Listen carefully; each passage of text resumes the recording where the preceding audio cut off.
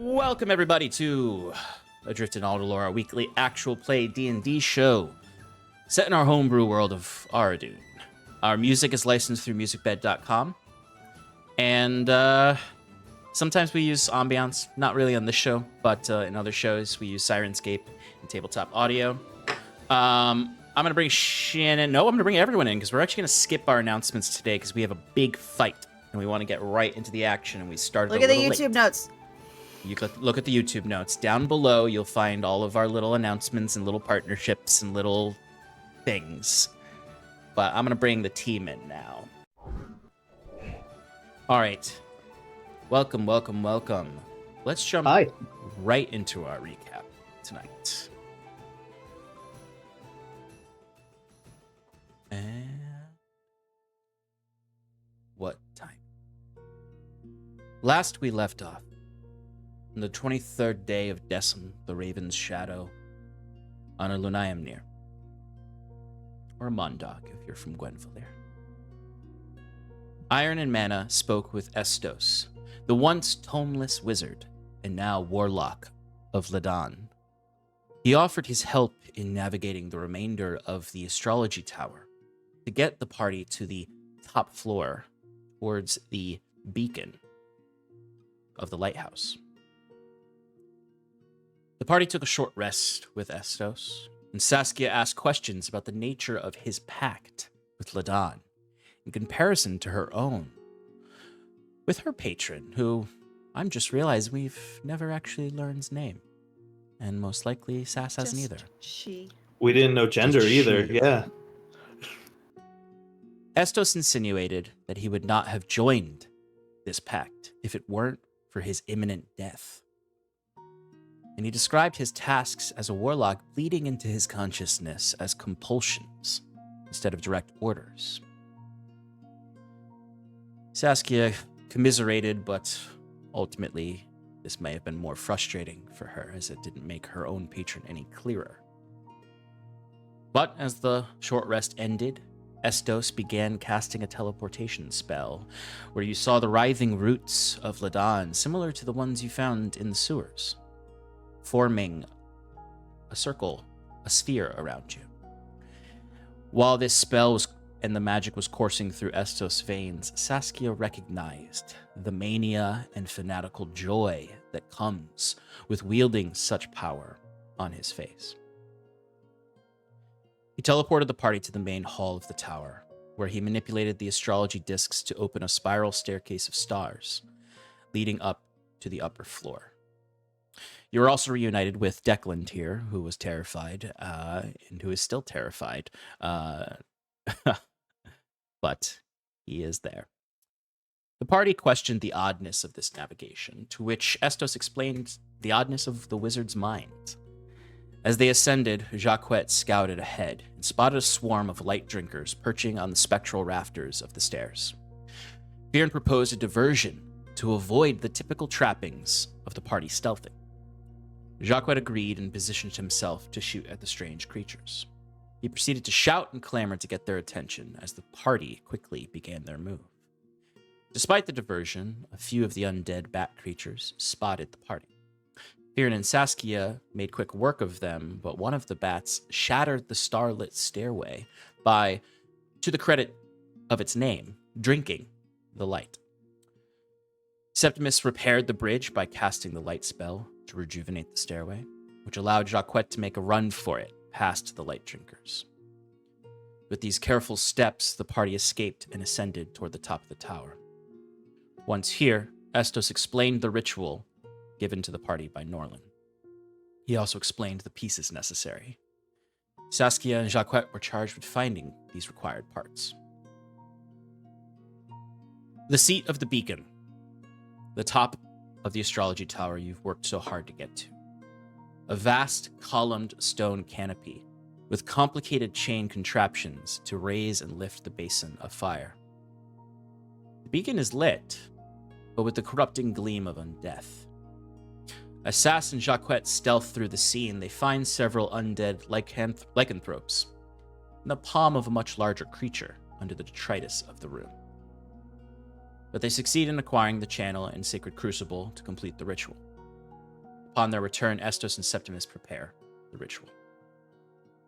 Shortly into it, though, Estos suggests including the shield amulet he gave Fearn as a reagent to bolster the strength of the beacon.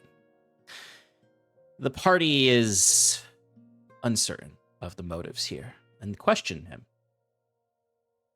The purpose of such infusion, to mention it so last minute, he quickly breaks down and confesses the ritual is part of his pact with Ladan. The party convinces him to forgo his master's will. A defeated Estos agrees, though with much anxiety. Alas, the plan was ready. Jacquet sneaks back into the room to lower the basin with the party in wait for a tough fight. The loud popping of ancient chains bellows across the chamber as the beacon lowers. Swirling flames paint the room a sickly green as a voice cries out, "Intruders." From the fire steps a mostly decayed, nearly skeletal wizard. Floating out from the fire, seeking those who intrude upon the beacon of creeping rot. This is where we left off. Yes, I will need dice.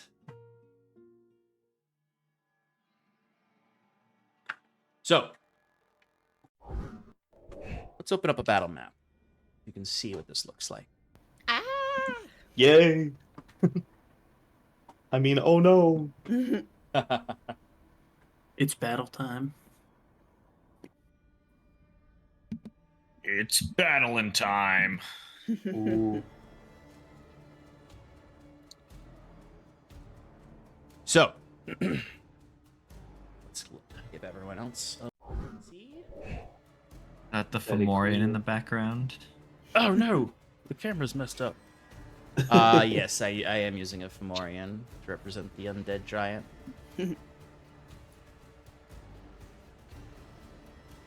So, the spectral figure floats from the flames. In the back right, you can see the undead giant has risen from the detritus that it was sleeping under. Would you say sleeping? In the back left corner, you can see two of the lycanthropes begin to rise as well. In the bottom left corner, you can't see it right now, but there's the third lycanthrope awakening. In the bottom right corner there, you can see Jacquet hiding behind one of the columns. So the way you can look at this, I've added some scaffolding here because I mentioned there was wooden scaffolding all up the columns, where you can see those little empty sides where there's no wall. That is literally goes straight out to the edge of the tower. You can literally fall off the edge of the tower. Okay. That Nice. area. Same in the back. The only area where there's not exposure to the immediately be kicked off the tower potentially is the wall where the entrance is, because the columns start higher up the openings. So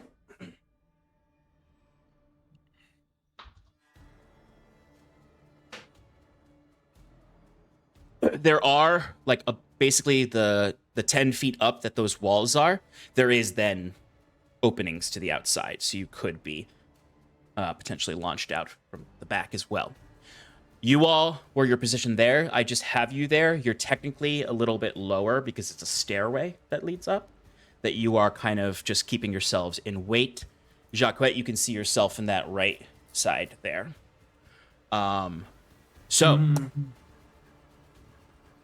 Currently, as far as you all can tell, you are stealthed, or at least not exposed yet. Let's roll initiative. Bum, bum, bum. Come Oh, on. hell yeah. Mm. Septimus. We got both ends of the dice spectrum here. Okay. Of course. Oh boy. I'm gonna use a different dice. Oh, Jesus. All right. Hey, Pretty good rolls. Hey, Sean. Yes. Only because this affects me. The last combat, the ghosts took away or did damage via dexterity bonus, Yes. or attribute. Did that get fixed via short rest or no? Let me double check for you real quick. Okay. Let me find our little shades. Incorporeal and dead. Shade. Was it shade? It wasn't. It was.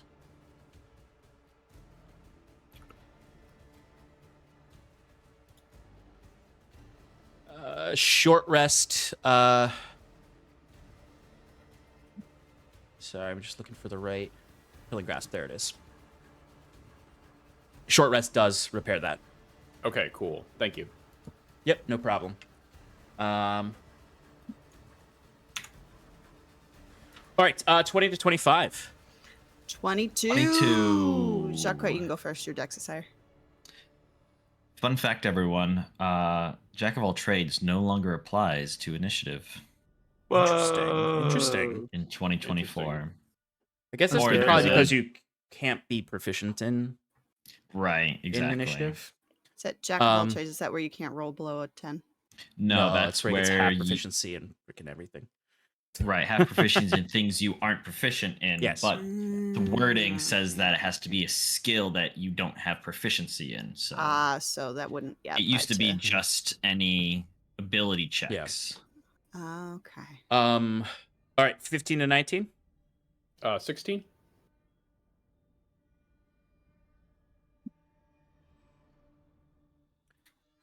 Ten to 14.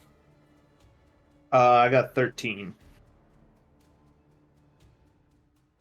Seppi, what'd you get? 8. Okay. That's higher than the minions. Oh.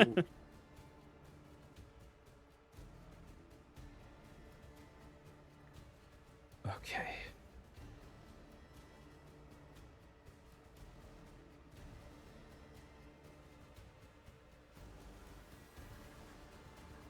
All right. So, let's begin. Okay.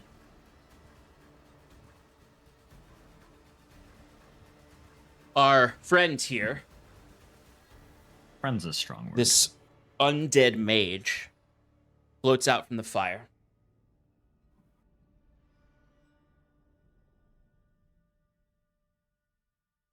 That was some great floating. Shush. And it begins looking about. He is going to use Roll perception Hey. with disadvantage because we're in darkness. That's right. Yeah, totally. Are we That's even how that in works. the room? Get him. It is. Jacques Trevor Wetz, In full cover. can you roll me a stealth check? Unless you had one from the end of last session. I'm checking to see what I had.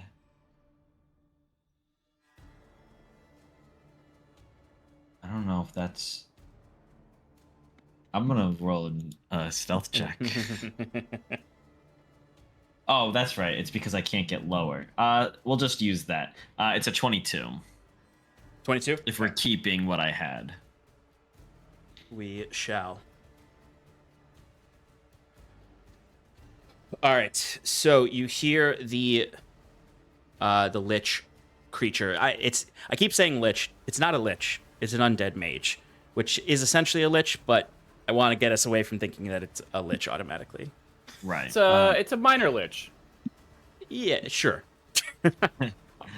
Let's call him Mitch. It's called Mitch. Yeah, I like that.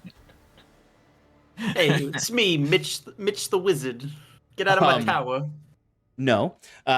He's scary. The lich holds out the mage. The Mitch. The Mitch. The Mitch. The mage is floating out, and you can see, like I described before, you can see some of the flowing blue robes, indicating that this was most likely one of the wizards of the tower, not a lieutenant of some other undead force. This is someone who fell to the corrupting undeath, and now in a more intelligent way than the lycanthropes serves it in some way, and has been essentially either standing sentinel within this flame or awaiting a challenger. You're not sure. But as he holds his hands out, you can see the blue robes flow, and a long staff forms in his left hand that has sort of a honestly like a crescent moon, a sharp crescent moon blade at the end, similar to a staff we used to see in campaign 1, but not quite.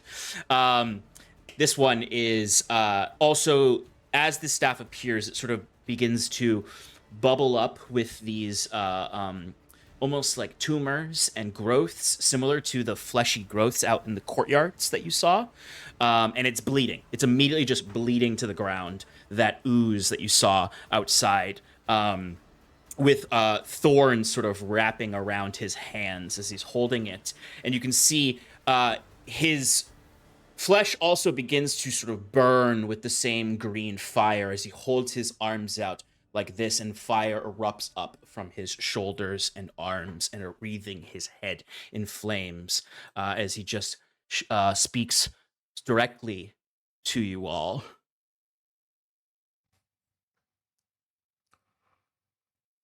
Estos, I feel your presence with these intruders. You will not disrupt the rot. As he'll make a perception check for Jacquet.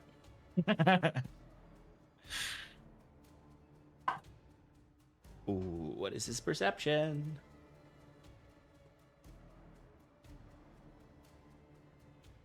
As he says, you will not disrupt the rot. You will not interrupt the rot. And the hands go up. Some of the fire kind of calms a little, but there's always a little bit of licks of flame over his shoulders, almost like a cloak, a short cloak, and a cowl. But as he says all of this, he looks directly at you, Jacquet. No. As his eyes sort of like blaze with that fire, as he looks as though he's looking directly into your soul, as a small grin creeps over the little flesh that remains on his face, as he just turns entirely facing you. Lucky for you, he has used his action to search for you. All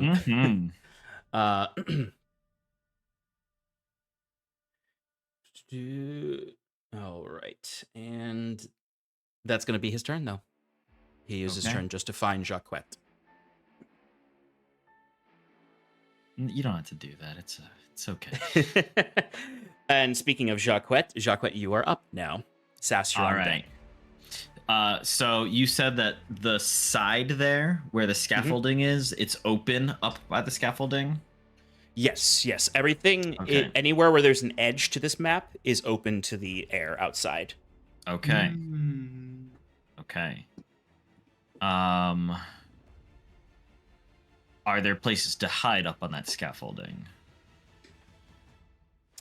Yes, in the sense that if you're out of sight, if you're slightly at an angle that you're getting cover of some sort and something's not looking directly at you, you could hide up there. You could also, there are the kitty corners, but right now there are currently enemies in those kitty corners. But yes, there are areas where you could hide. You just need to break line of sight in order to hide. Okay. If possible, I would like to go up there and break line of sight with this wizard using 30 feet of movement. Sure. Less if I can.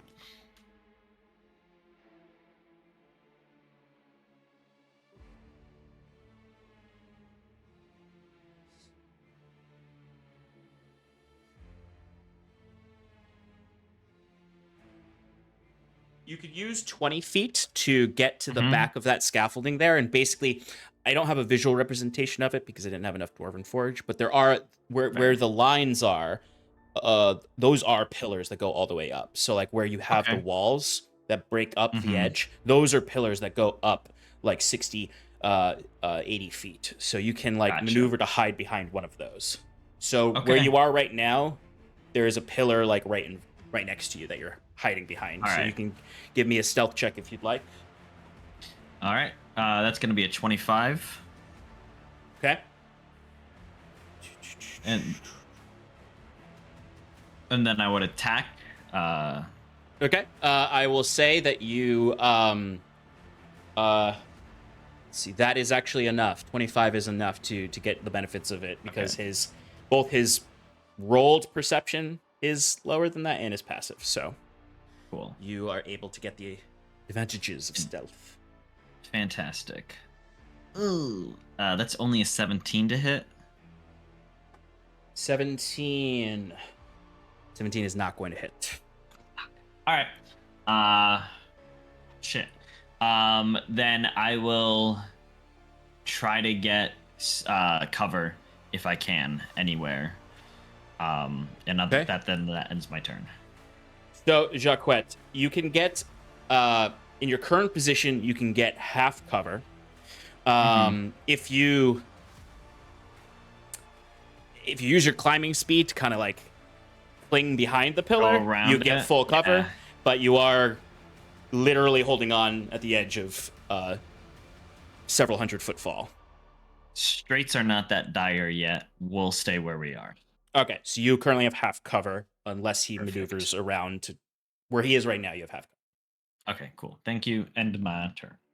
All right, this is the end of Jacquette's turn. Jacquette attempted to fire off a crossbow bolt, and you can see as it goes, it almost looks as though the flames that are wreathing his shoulders kind of just burn the bolt to ash before it hits him in this moment, indicating these flames might be some kind of shield.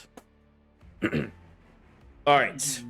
Sass, you're up with Bruce on deck. You are currently, basically, you guys are like at the lip of the stairs, like all I imagine gathered, watching this lich that just look right at Jacquette after delivering this threat to you all and Estos. What would you like to do, Sass? All right. Can you move me 30 feet into the room and arcing to the left? I'll get you there. I'll get you Ugh. there. Okay. How far away is the nearest scaffold that I can Misty Step to? So the scaffolds are all towards the back of the room. Yeah. So that's if you not would, gonna be... yeah, have to the dash. scaffolds don't start until that third set or that second set of pillars. All in the right. back. So Let me then grab I'm a gonna... pointer. Yeah.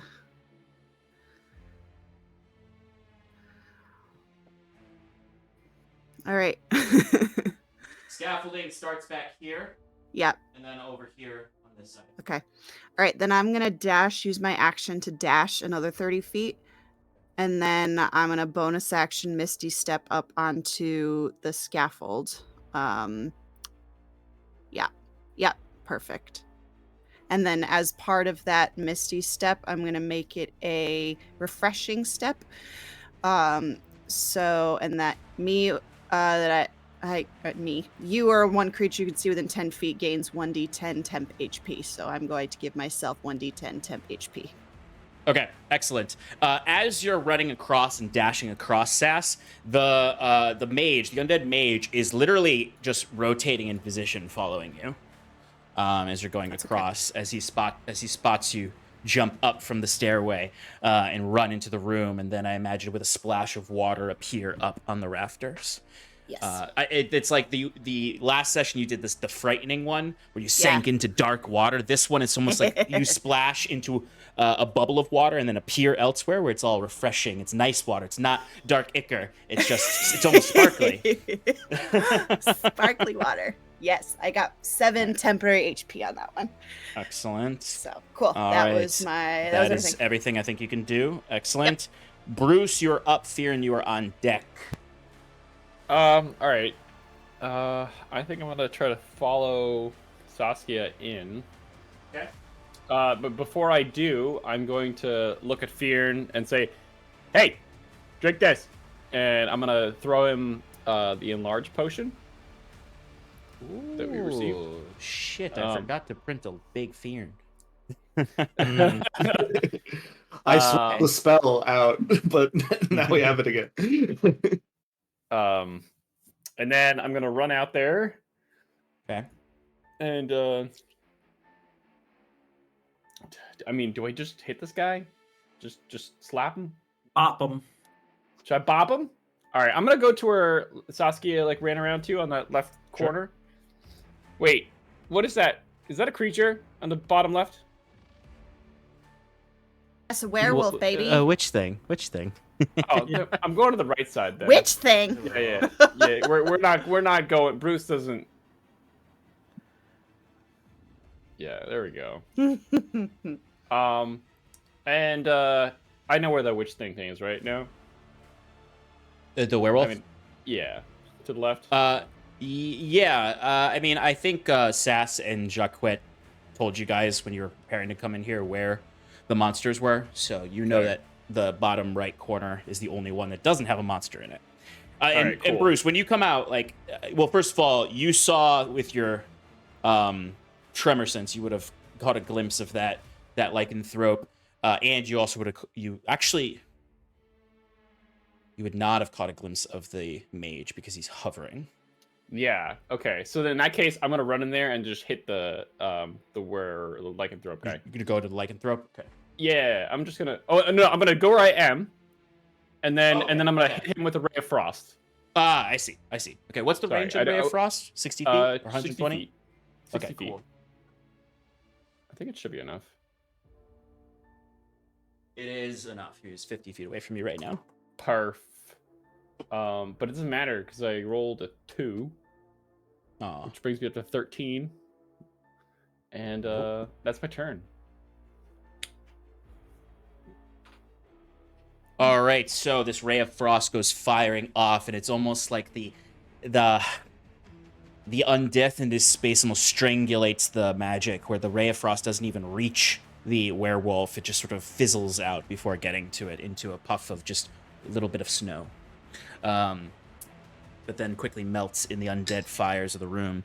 For everyone, as you're entering into this room, now that the mage has sort of activated his own flames, this room is like, it's no longer, it's a weird feeling.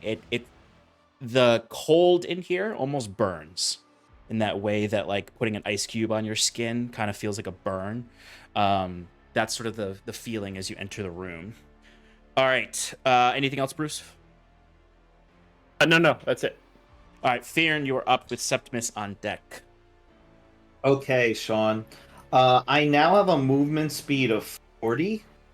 Do you think I can make it to those homies all the way at the end, the werewolves? The ones in the back of the room, probably not with 40 feet. But like a dash, maybe? 5, 10, 15.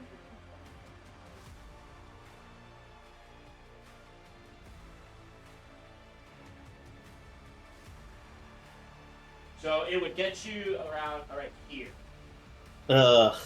Which is just about 10 feet away from the first werewolf in the back corner. I don't know, folks. I might have to fight the Lich. He's the only one close enough for me. Oh, sorry, Mitch. I'm gonna... Can I move 40 feet to get to Mitch? Yep, yes. Okay, is there any chance I can... I guess I can choose which direction. So, if I want to get to the right of him, that would be ideal. But if I can only reach him by getting in front of him, that's cool. No, with 40 feet, you can get to the right of him, I think. Okay, great. Actually, you have just enough speed to get to the right of him. Perfect. Okay. Other things you should know, I have dark vision range of 120 feet now. So this room is brightly lit by this big brazier. Cool. The only thing I guess I'd say is that, like, at the mouth of the basin is pretty dark, though, actually, with the shadow cast from the fire. Okay. Consuming a potion, is that a free action? It is a bonus action. A bonus action, you say? Okay. Yes. You should each. Okay, so I think I will do that. I will drink the enlarge potion. to become Big Fearn. Big fear. Wow, look at me. Big fiend. And then I'm going to attack. Go So for it. my first attack, let's see if I can do it. Ooh. So I have advantage because I have Guardian of Nature up, so I have to roll again. Worse the second time. Does a 14 hit? 14 does not hit. Okay. Second attack, Sean. Go for This it. time I'll actually roll with advantage. Okay, it didn't work, but the first roll was a 22. The second roll was a 28. Does a 28 hit, Sean? A 28 will hit. I do need you to give me a charisma saving throw, though. Okay. Are you handsome enough? No. I'm like, It's not about handsomeness, it's about your will. but the will of a Templar is stronger. What'd you get? I didn't roll because I was panicking. 13. 13 is Not not going so to handsome. make it. You go up to bring your are you using the maul still? Yes. Okay, you go to bring the maul in. The first one goes in, and it almost, you hit this barrier. Almost feels like a gravitational barrier, where you just can't push it through to get to him, and then it gets blasted back. You swing it around using the leverage of the head to go in for another attack, and he just holds his hand up and just goes, waves it, and suddenly, like in a cloud of dark energy, Fearn just disappears. Oh.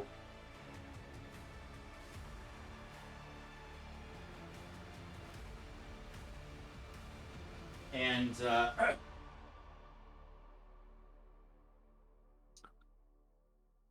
Whoa. he tosses you over so that you basically, when you're about to land the attack, it would actually hit Saskia instead of him.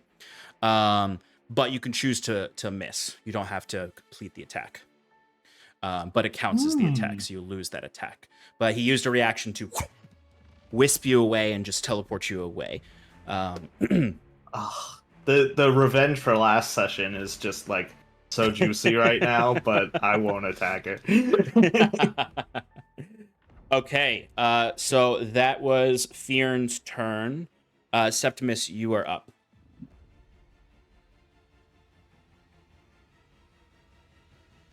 You're muted. I am muted. It's you and Estos still back there. Oh, which reminds me, I need to pull up Estos's.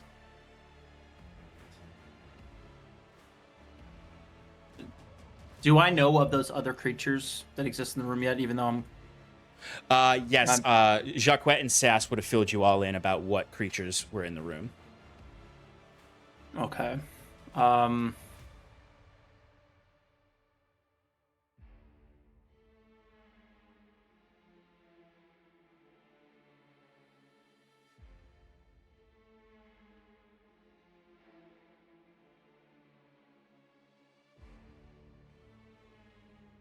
Sorry. I'm just trying to think whether or not I like just get into the fight or just kind of like wonder if like I stay somewhat hidden so I can maybe like sneakily do the ritual. Is there anything else I need to do to prep the ritual before bringing it to the altar? Nope, it's just you and Estos who are going to go and complete the ritual together.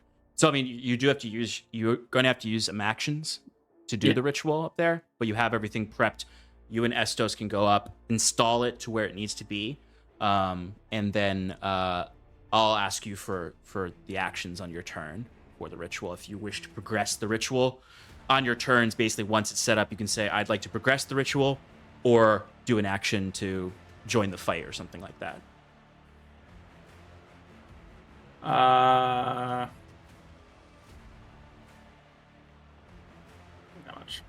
I'm just gonna try to sacred flame the big boy. That way, I Big don't have boy. All right.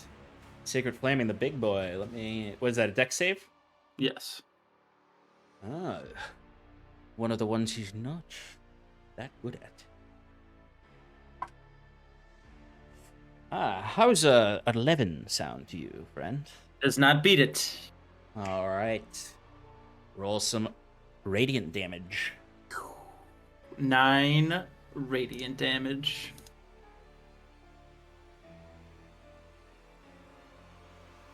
And even though he's a big creature, he gets no benefits from half or 3/4 cover. Oh wait, that was just for the save. Never mind. You watch as these sacred flames lick across this undead mage, and you can see it. It is hurting him, and it does seem to be weakening whatever fire shield, one might say, is on him right now. Anything else, Septimus? I'm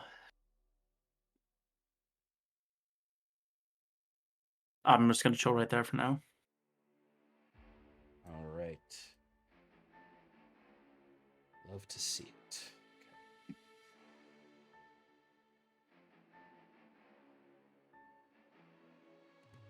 Okay.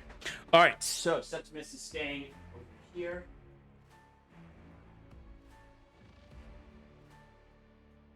This brings us to our lycanthropes and giants' turn. So, what do they do? The two in the back corner are gonna go chasing after Fearn and Sass, probably. So.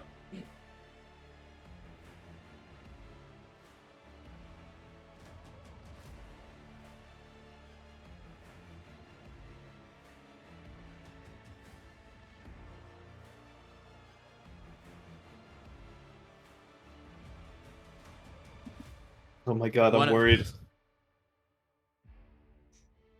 It's gonna be fine. It's gonna be fine.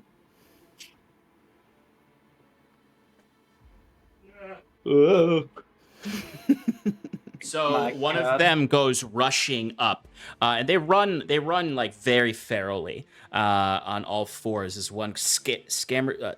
Scamper. That's the word I'm thinking of. Scampers up the raftings to go for Sass, and one of them pulls itself, climbing itself up on the rafters from the side. So they're each going to make attacks against both of you. And you can see again, there's the claws irradiate with that lightning energy. All right. So we'll go for Saskia first. Okay. Natural 20. Okay. All right. Sorry, I got my temp HP last turn. That's fine. And actually, go ahead and roll the damage, but I have a reaction that I'm going to use. Okay. Great start. Oh boy. Oh jeez. Oh, don't say that.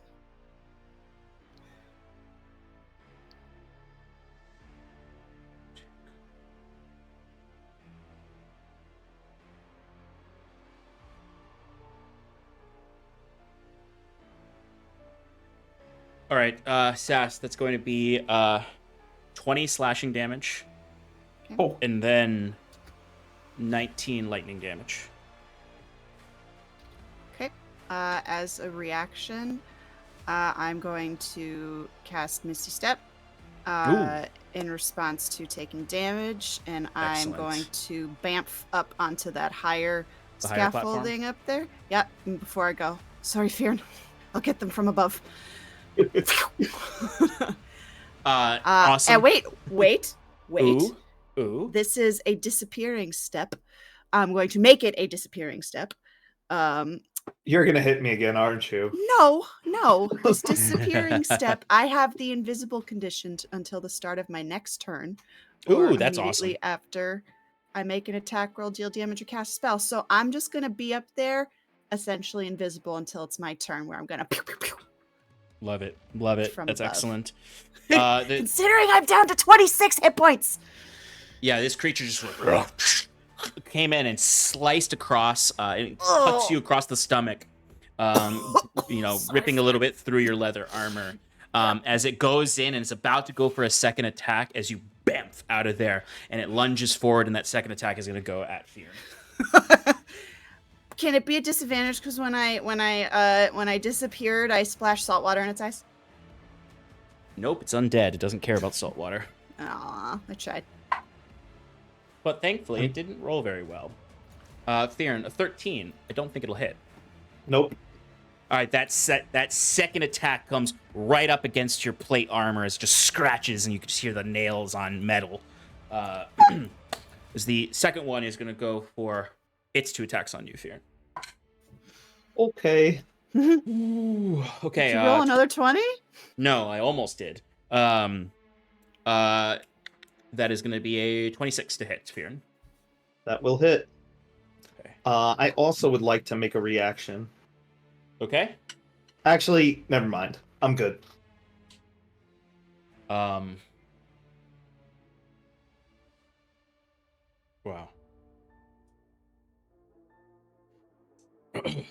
Saskia, I forgot to add the modifier to your last one. Oh no. So okay, you're gonna take another 4 points of slashing damage. Okay. All right. Well, I can't get hit like that again, otherwise I will die. Yeah. It was an at 20, so you took but still substantial hit. Oh, I healed for 4. Oops. Other way. That's not how that works. Fearn, That's how that works. You are going to take 7 slashing damage and 4 lightning damage. I will take all of it. Yeah. And then its second attack. Okay. Is not going to hit with a 10. Correct. Okay, so you die, or your armor protects you from 2 of the attacks, but 1 does get underneath right in the armpit. Those claws get you, give you a little shock. Oh, I can feel that. Oh. All right.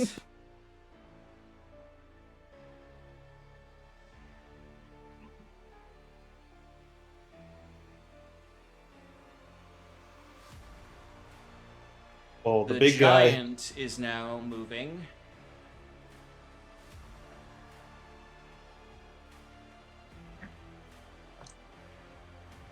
Okay.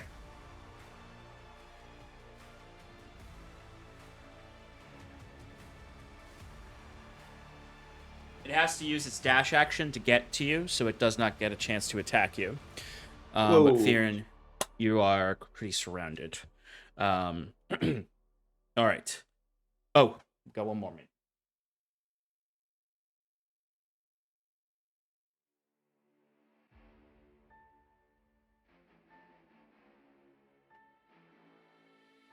Oh. All right.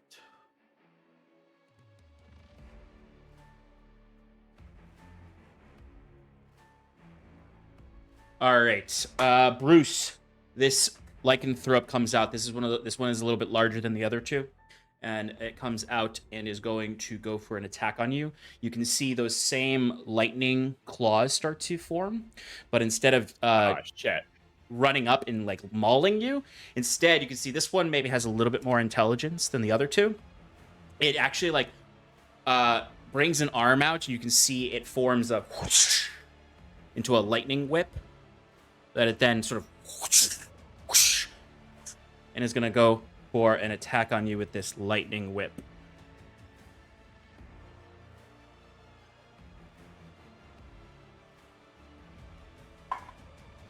That's okay. That is going to be a 13 to hit. Misses. All right. It hit my okay? finger on my I hit my finger on my microphone stand. Oh shit.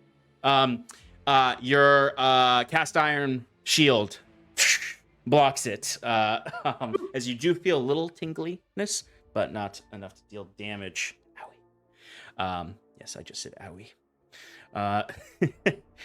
But it needed to use its full action to use the lightning whip, so it does not get to do a second attack.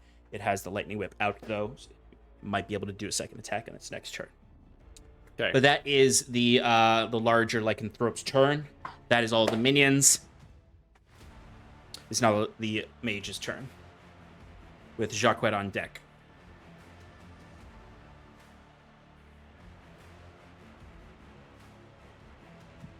Okay. Whew.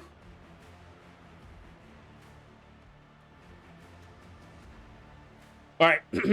So, let's see. Who can it see right now? It can't see Sass.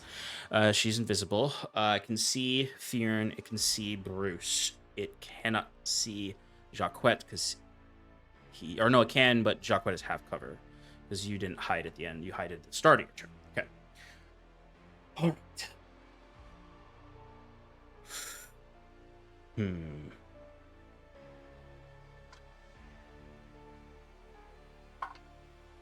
Okay. He is going to go for an attack on you, Bruce. Because you're right in front of him. Okay.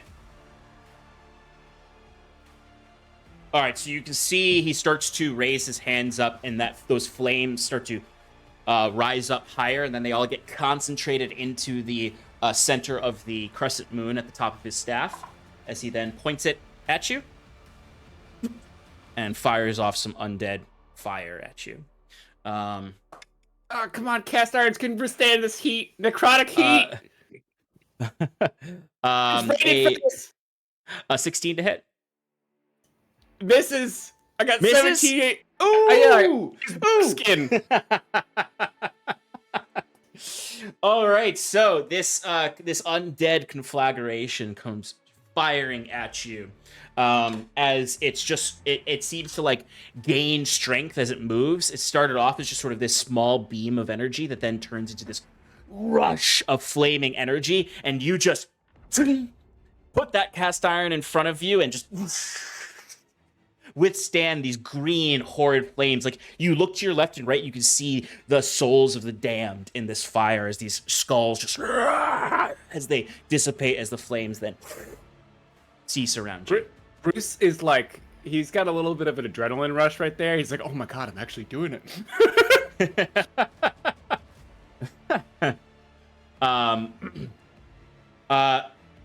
The Lich looks upset about that. And Bruce, just as you're like maybe feeling really good about that, is when he just like moves incredibly fast. Like, you're like holding it up and you like kind of peek over and you see him just standing there, arms out, and then suddenly just within some puff of black smoke, he's right in front of you now. Oh, shit.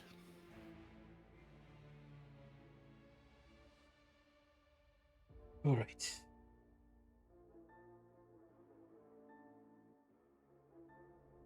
Give me a wisdom saving throw. Ooh. As he is going to give you a glare of undeath. It's a 16. I'm going to add 5 to that, bringing it to a 21. Ooh-wee. Good thing you added that 5. You are gonna pass. All right. So you succeed on your wisdom saves. You are not compelled through a sense of absolute dread and terror to hug yourself tightly as protection against an unbearably cruel world. You don't have to do that, which is great. You succeed. You are not put into a crippling puddle of fear by this glare of undeath. Bruce is so brave. This undead mage is just not able to get through it to you, Bruce. I imagine the cast He's iron. fun It's like scary. it's just still in front of him, so he like glared at me, and Bruce never made eye contact.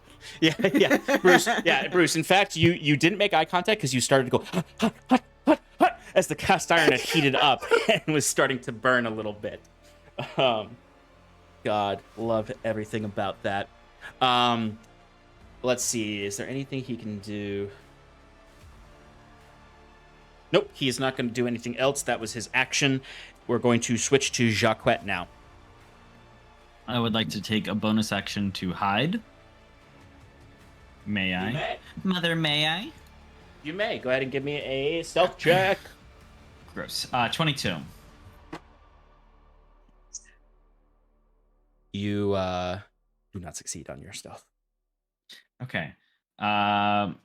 Still gonna attack him. He is engaged with Bruce, so you'll still get sneak attack. Right. 19 to hit. 19 will hit. All right, cool.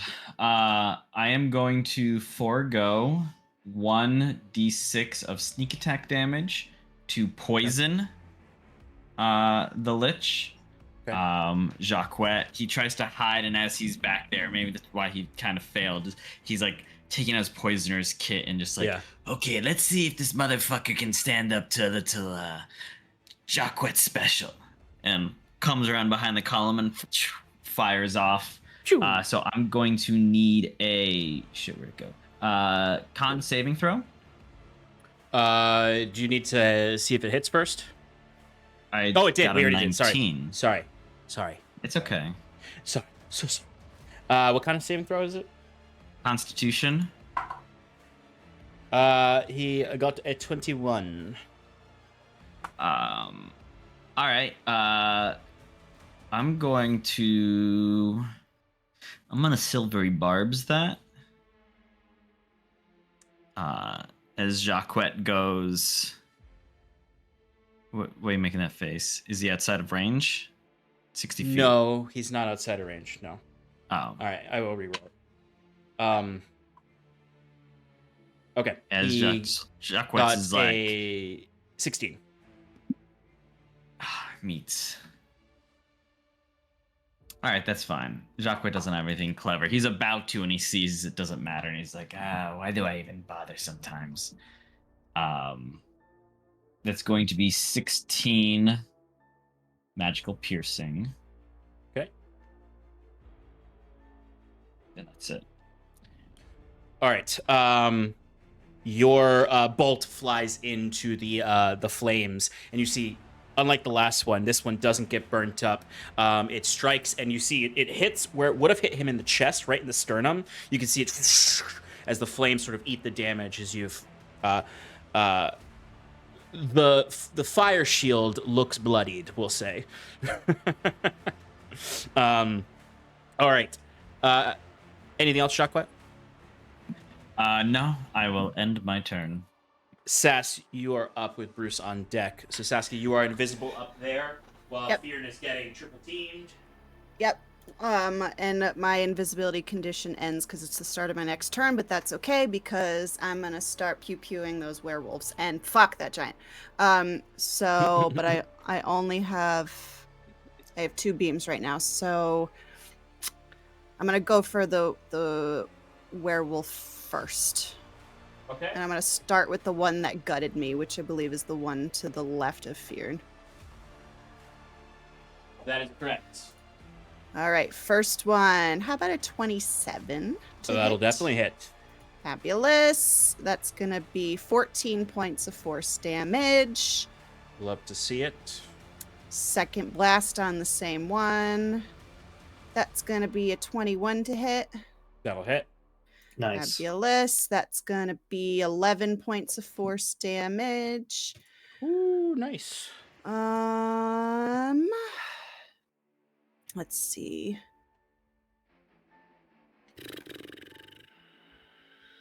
And then, just in case one of these things makes its way all the way up here, I'm going to use my bonus action to come out my scimitar, because I can do that now. Nice. With a splash of salt water, your scimitar of the reef appears in your hands. Yep. Alrighty. That's it. So I ain't moving. Jacquet. 2 quick points I want to make.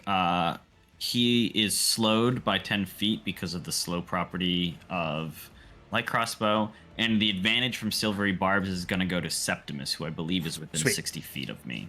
So Septimus, your next saving throw, ability check, or attack roll has advantage.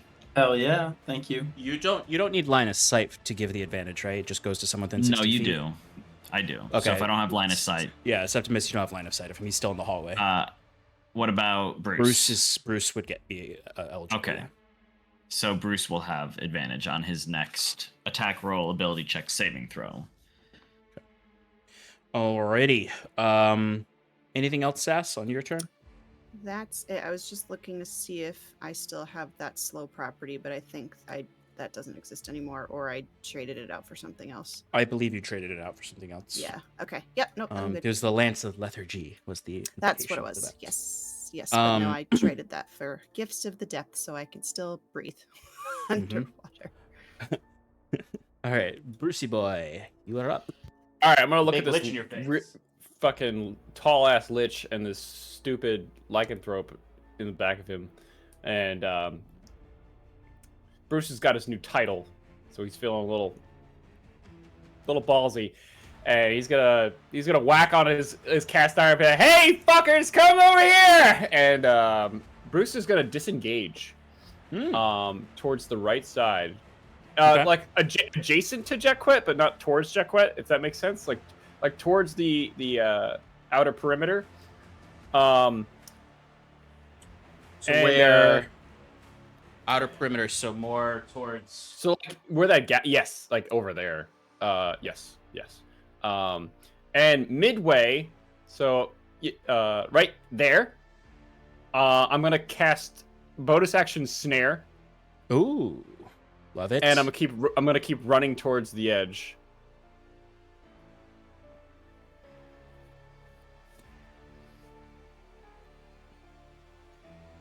If I'm able to like kind of move in a certain manner where I bring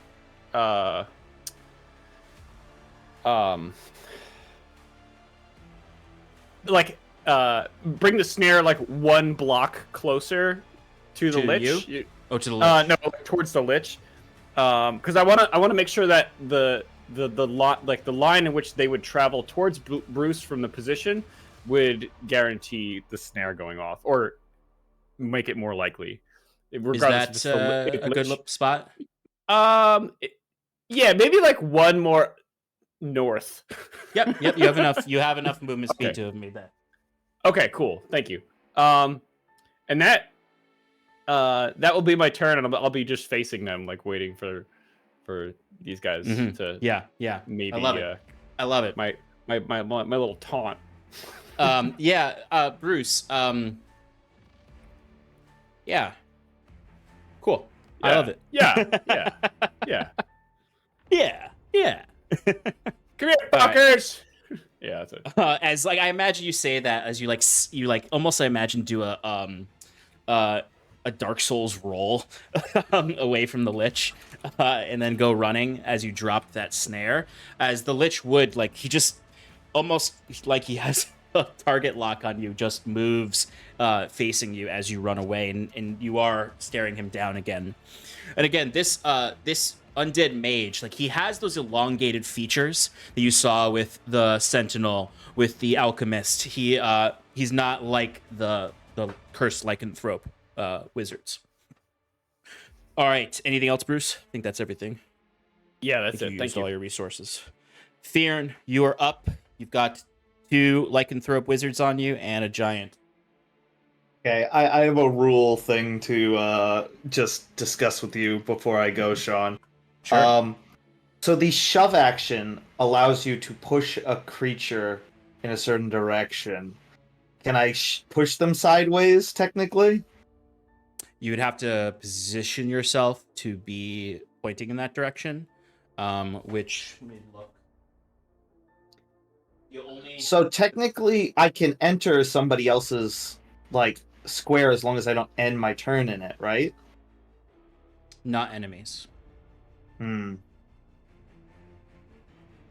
So the thing is, let me check real quick.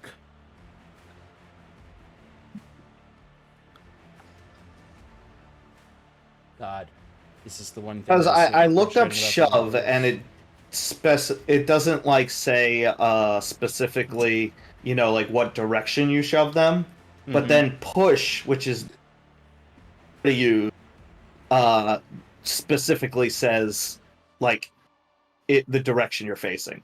But the direction I'm facing is any direction in D&D, right? At the same time. No.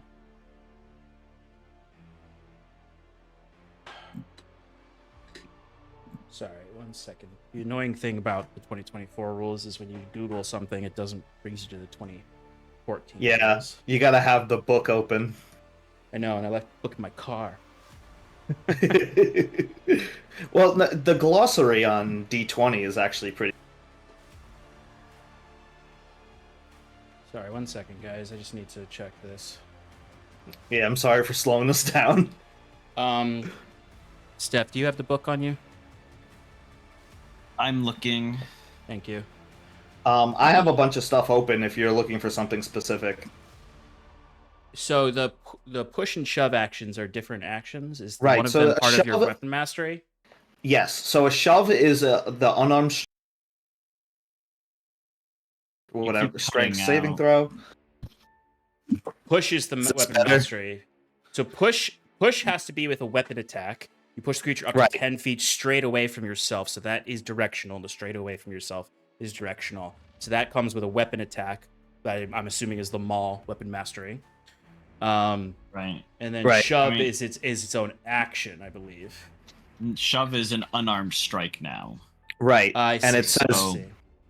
And it says You you can- can either push it 5 feet away, which Mhm. does not specify a direction, or it has the prone condition. Okay, let me see. You read the shove to me, Steph, from the player handbook? Shove. The target must succeed on a strength or dex. It chooses which. Saving throw, DC equaling 8 plus proficiency bonus plus strength. Or you can either push it 5 feet away or cause it to have the prone condition. Okay.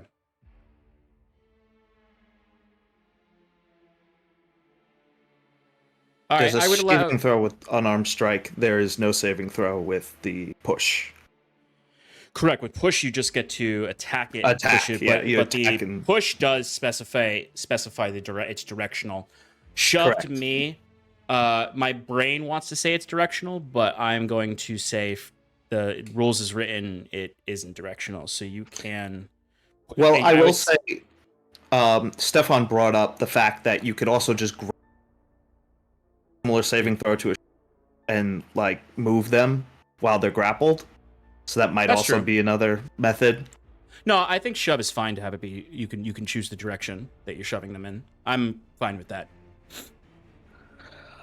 Okie dokie.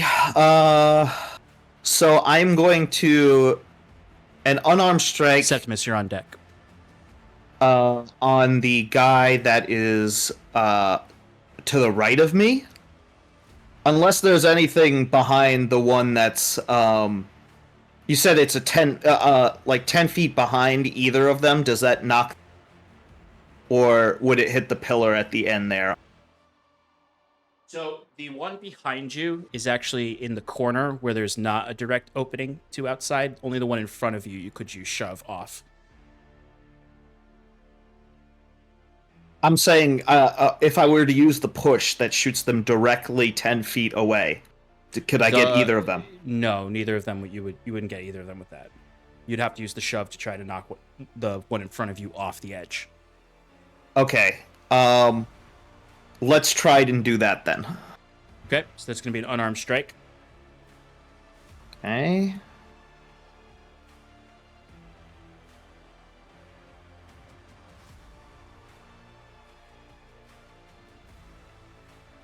I think I get advantage because it's a strength attack. Because yes, does enlarge give advantage on attacks? I thought it was just saving throws and skill checks. The other thing I have gives advantage on strength-based attacks. What is The that? Guardians of Nature. Oh, that's right. I forgot you had that. Yes. That is So correct. 17 to hit, Sean.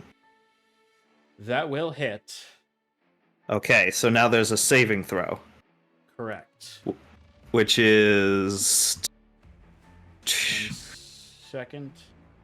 DC for the saving throw equals plus my strength modifier, and so my strength modifier and proficiency bonus is 9. So 9 plus 8 is 17. Okay, cool. And it's what kind of Strength or dex. Okay, we're gonna go. Your choice. We're gonna go with dexterity, which is plus. You got a 16. So goodbye. All right. Worth the wait of us figuring out the rules for Fearin to shove one of these werewolves off the side of the tower. Woo! Get him out of here. Get him up on out of here.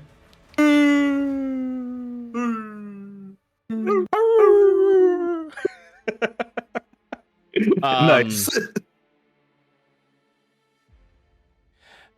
Can I get someone to roll me a d20 real quick? Ooh. And Got high it. or low? High or low, Yeah, Steph? let Prisco roll. What? You gotta be kidding me! What happened? It's a natural 20. Only did when you it's say- not for Septimus. Yeah. Yeah. Hilarious. Good to know. Oof. Should save that. So that was my first attack. Yes. So you still have your second attack because it was an unarmed strike. Correct. The second enemy I can't shove, you said, because It's not near the edge. The corners of the room have walls that go up. okay. Yeah. Gotcha. The corners do not have openings. It's hard to see it because there's the scaffolding over it, but there's no opening to the outside. Only where it's flat with no wall is there an opening to the outside. Man, as much as I want to try grappling this guy and moving him into where I could edge. Your microphone keeps cutting off. Yeah, I don't know why. Like, Sounds like it might be your Discord settings. You might have the. I literally have it right in front of my face right now because reasons. Okay. So what do you want to do? Second attack. I'm gonna attack. Which one? The giant or the guy behind The you? small one. The Okay. guy behind me. Go for it. Go for it. I keep forgetting to roll with advantage, so again.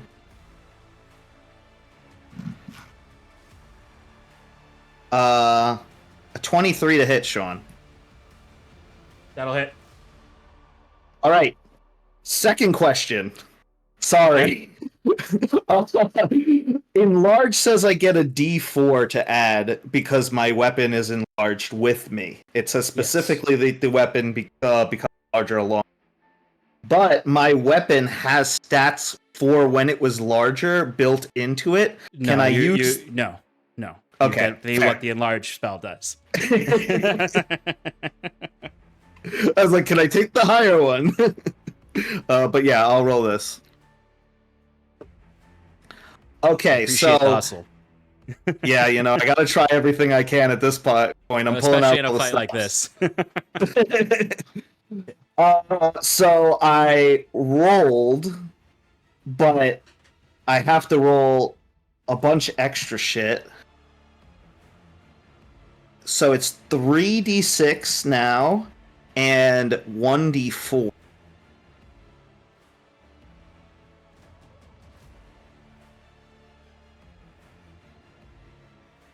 So the total is 28 damage of various typings, which I can specify to you. But before I do that, I need to re-roll because I can take the higher of 2 rolls once per turn. Yep.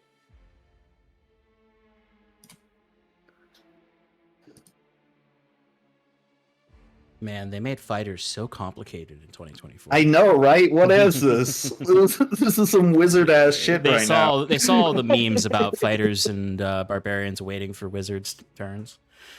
All right, what do we Okay, got? so the second one was 29, and I already forgot the 28. Yeah, it was. It's fine. So I know it's thunder and bludgeoning. Those neither matter for. it's also force damage. Okay, so yeah, 29 total for that attack. Love it. All right, as you just shove the other one off, and you can hear, and then you bring your maul into the next one. And I actually imagine you don't like swing it; you should just like shove it into its stomach, like knock the wind out of it. As they were like kind of clamoring onto you because they're smaller than you, actually. All right, I believe that's everything you can do. No, unless you action surge. That's what I'm doing. Okay, all right, action surging, go for it. So once again, Septimus, you're up next. A 25 to hit, Sean. That'll hit. And I'm gonna use the. I probably should have called it before I rolled, but I had. You cut out. I can't. Grounded strike, Sean. You do have to call it out before. Okay, I'll do it on the next one.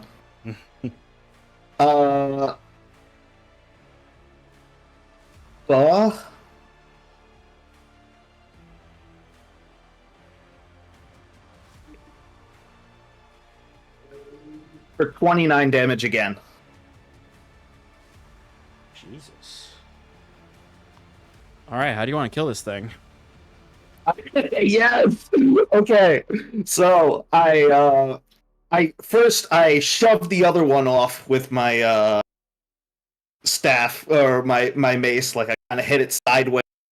Just actually, it was a unarmed strike. So I kind of like you tossed just grab him and toss him. Yeah. Yeah, I just tossed him off with one hand, and in the other one, I like did a little overhand swing backwards to the other guy. So I hit him at the. And when he's staggering back, I just took another low sweep and hit him off at the legs, and just like cracked one of his legs. He collapses to the ground.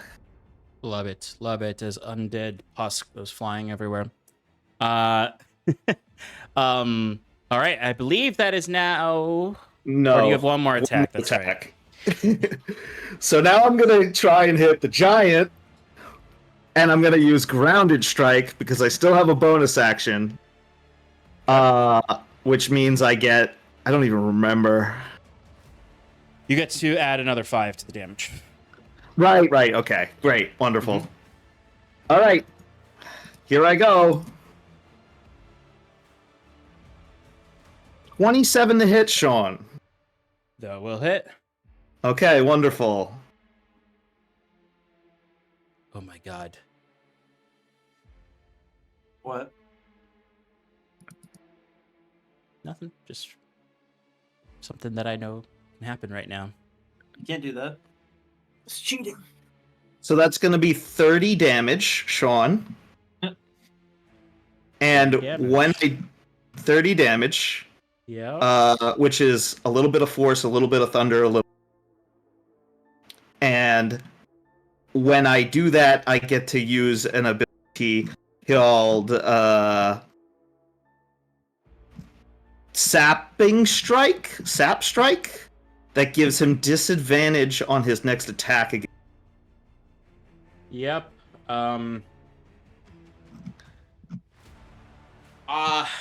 Theron? Hi. This is a giant zombie. Mm-hmm. It's going to use its reaction. It has one reaction that does not have any saving throw or anything. When a huge or small creature within 10 feet of this zombie hits them with a melee attack, the zombie pushes the creature up to 10 feet away. No! So, Theron, you are joining your zombie friend on their tumble. Oh, no. Oh, no. Is it roll to defend it? Nope. Because it's a big old monster. Oh, my. And it's a reaction specifically to being hit with an attack. So Man, Theron, if I only had a spell in the slot. on your next turn, we will discuss what you need to do to not die. Okay. But he still has to do the thing, right? What's that? He still has to roll the saving... Oh, wait, no, there is no saving throw. There's no saving throw, yeah. Okay. This wasn't like your features. This is a different feature. So, Bjorn just got tossed out the window. Sass, you saw this. The rest of you would have also, other than Septimus. Actually, no, Septimus, you're at the top of the stairs now. You all would have seen this. All right. Septimus, you're up. Well, that changed my idea. But all right, could you? So there's a big giant guy over there, Yes, big Is giant that it? over here. and that's it. There's, then there's werewolf and lich boy in front of you. Mitch. Boy. I'm a match. Mitch and werewolf. How big is the thing in the center? Yes. How big is it? The lighthouse beacon. Yeah. It takes up a 20 by 20 square. So it's about a 20 20 by 20. It's about sorry, 20, yeah, I 20 gotcha. feet tall, 20 feet wide, 20 feet long. 20 feet, Okay. 10 foot diameter or whatever. I don't remember diameter. And versus it's just the circumference. big giant over there. There's no other like smaller werewolf. No, the two. One was shoved out the window. One is dead, and it's just the giant over there with Sass. And you have the lich, and you have the larger werewolf in front of you right now. And I'm right there. And you're right there, yeah. Where would Bottom 30 street. feet be? Oh, wait a minute. Oh, wait, hold on. What? Why is this Where's so my much pointer? lower? Why is my walking speed 12? Oh, Oh. yeah. Something I needed to let you know. You don't have enough strength to wear plate armor. So your speed is reduced by 10 feet. Also, another 5 feet. It's not marked on there because of your exhaustion. You actually have 15 feet of movement while you're wearing that plate armor. If you would like, I will allow you to switch it to the breastplate that I said it could be changed into. It'll reduce your AC by 4, though. Steph. You always switch it back if he decides to later. Wait, never mind. I thought there was something else, but I was wrong. You have to decide now because it's going to affect the whole combat. I understand, but I will. Could I, because I didn't realize that my movement was so impaired, would you allow me to have moved my previous turn? Yes, yeah. I think that's fair because I forgot to warn you in the last turn and before we started. So I'll allow you to have moved 15 feet. So I'll allow you to move 30 feet now to compensate for not moving last turn. Thank you. Then I will keep the breastplate on. You're keeping the plate on. Yes. Okay, cool. All right, so where do you want to move? 30 feet towards the beacon. The beacon? Cool.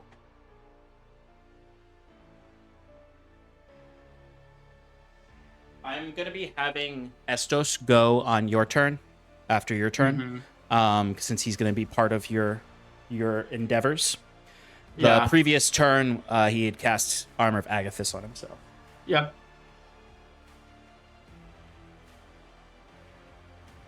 Damn. He's actually going to do he's going to do some Eldritch Blasts real quick. Boom. Get him, Testos. Yeah, with that Eldritch Blast.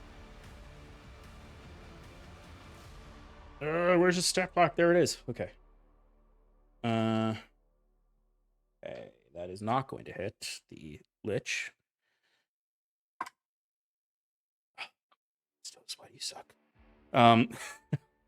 That did not hit the. He went 2 on the Lich because he was also trying to push the Lich into Bruce's trap. But both his attacks missed. So Estos is right behind you, Septimus, to help you with the ritual. I will use my action to dash to go another 15. This gets you right where you need to be to start the ritual on your next turn. And then Bonus action. yes, What do you got? Guardian of Nature. Nice. Which one are you gonna pick? Tree. Excellent.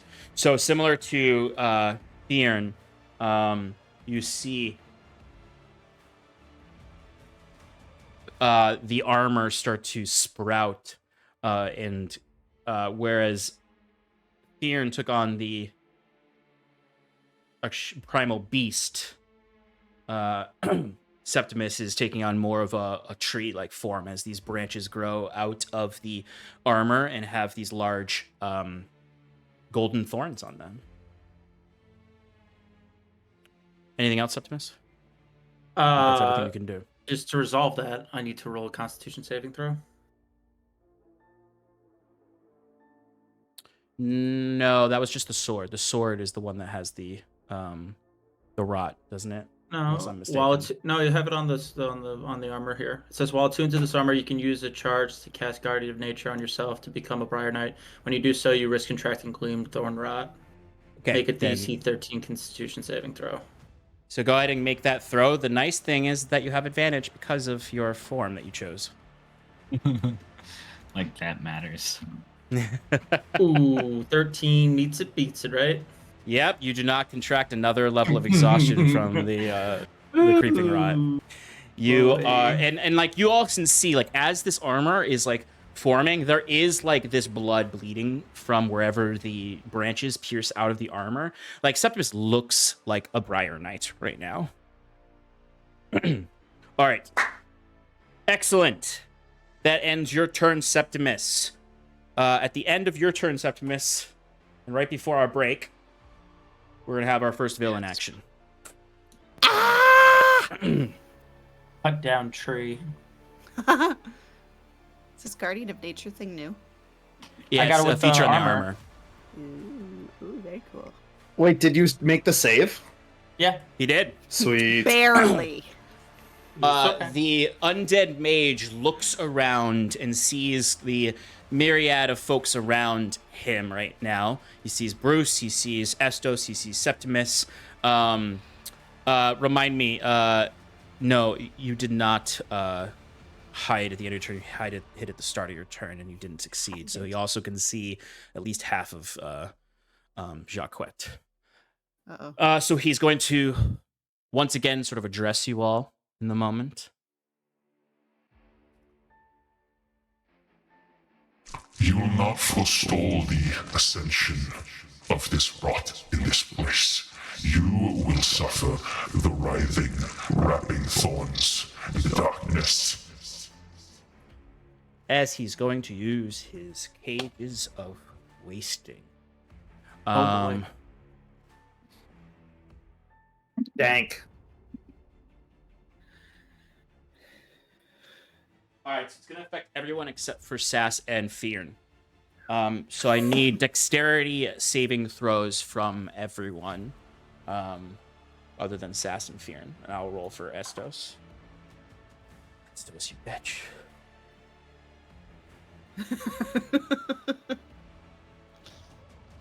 Oh, sweet. Ooh. Estos has a feature that you can add something to this. Nice. Oh wait, Estos I get saved himself. advantage because of Jacquette. Yeah. That's right. You sexy son of a bitch.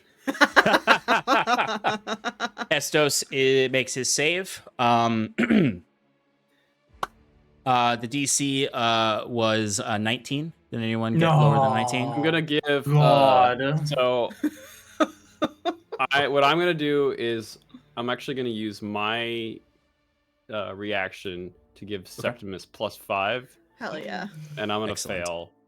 What Oh. a god. Dexterity. I Brucey. love you. Bruce is so brave tonight. You're so Hero we brave. don't deserve. Bravest little boy. Bold. So the cages that I referenced, these cages of wasting, are actually those rotting vines and roots that you saw that splinter out from the stone ground, almost as if the roots of the sewers have climbed all the way up the tower to find you, and they shoot out and grab or try to grab onto anyone. Is it only Bruce who failed? I get a +5. You get Yeah. +5. Yeah. Okay, so Septimus, Yeah. you're about to get taken by these roots as Bruce, what do you do to stop this? What does it look like when you add this bonus to him?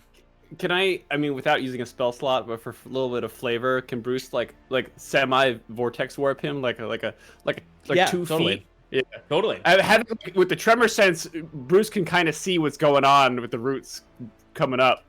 Yeah. And he's like, "Oh shit!" And totally. he's not looking under his feet. And because you do this, you yourself fail. As Septimus, you would feel yourself like this gravitational vortex, keeping the roots at bay and you from their grasp. Jacques, you do your natural dance, your evasion to get out of it. As Bruce, you are restrained by these roots and will take some damage. Those of you who succeed will take half damage. No, I won't. I know. Wow.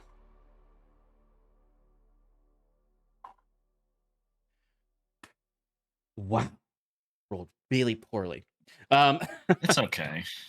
17 necrotic damage, halved to 8 necrotic damage for those who succeeded, except for Jacques with his evasion. All right. I rolled 2 2s and a 1 on part of that damage. Woof. All right. So Bruce is currently writhing, contained within a writhing bundle of thorny vines and roots. Septimus and Jacques avoid these. Sass, you're in the distance watching all of this happen. As you can see, down below you is a giant. Coughing up blood. Yeah, there is a giant kind of just looking up at you, even though you're you're up higher than it. It's and you also just saw this giant shove your friend Fearn out the window. Sure did. But before we do the giant and the werewolf's turn, we are going to cut to a quick break. All right, folks, we will be back shortly to continue this fight. All right, we will see you shortly. Bye.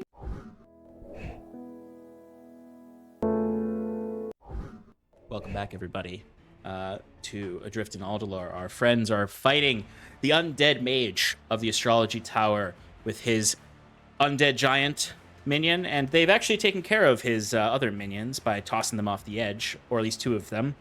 Although Fearn was joining them in their fall. Well, one of them was smushed by Fearn, the other one is falling. Not by choice. Let's just make that clear. Yeah, I think, yeah. All right. It is the giant and the greater lycanthrope's turn. The giant is looking up at Sass right now, who's just like, I think, just out of his reach. I'm flipping it off, too. You pushed my friend. Yeah, Got disadvantage because he's been flipped off. Yeah. Oh. It's kind of like Bruce's Yelp. It's Sass's flip.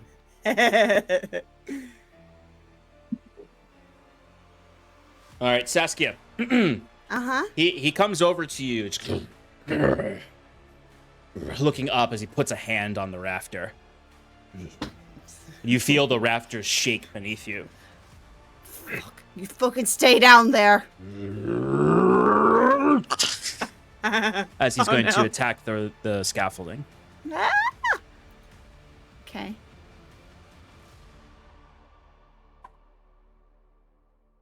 Ooh-wee. That won't hit the scaffolding.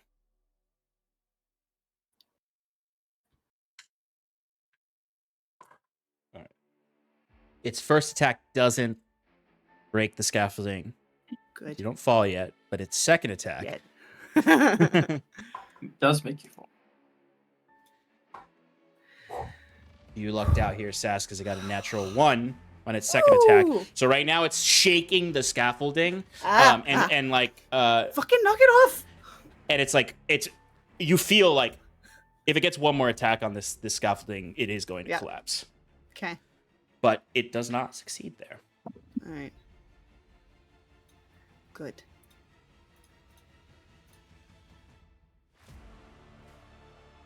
Septimus. This greater lycanthrope is going to attack you with the lightning whip. No. Come at me, bro.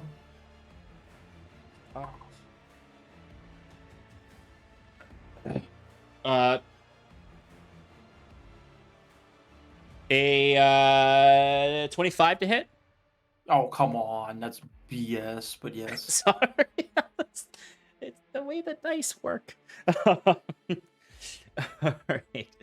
So Septimus is going to strike you with this whip that is going to kind of like, I imagine, wrap around one of your arms and send the shockwave through you.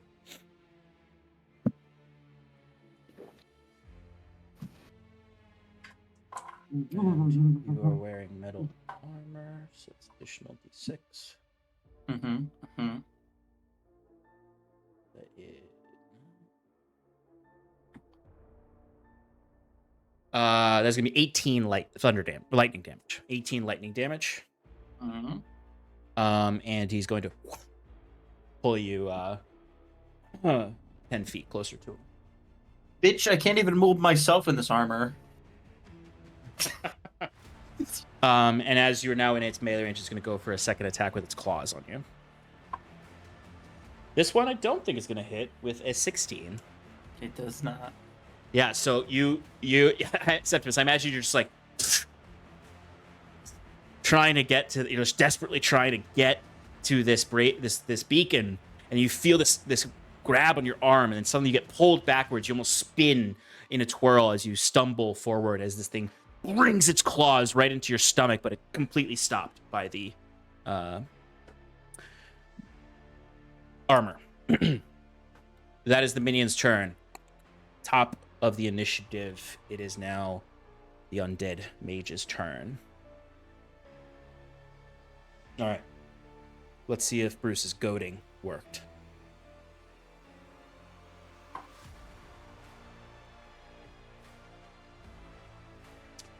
It did. This thing is going to be coming for you, Bruce. It is You upset. have advantage. I have advantage? Yeah, because I'm restrained. You do. You are restrained. That's right. All right. Let me see what it's going to do. I get 2. Okay.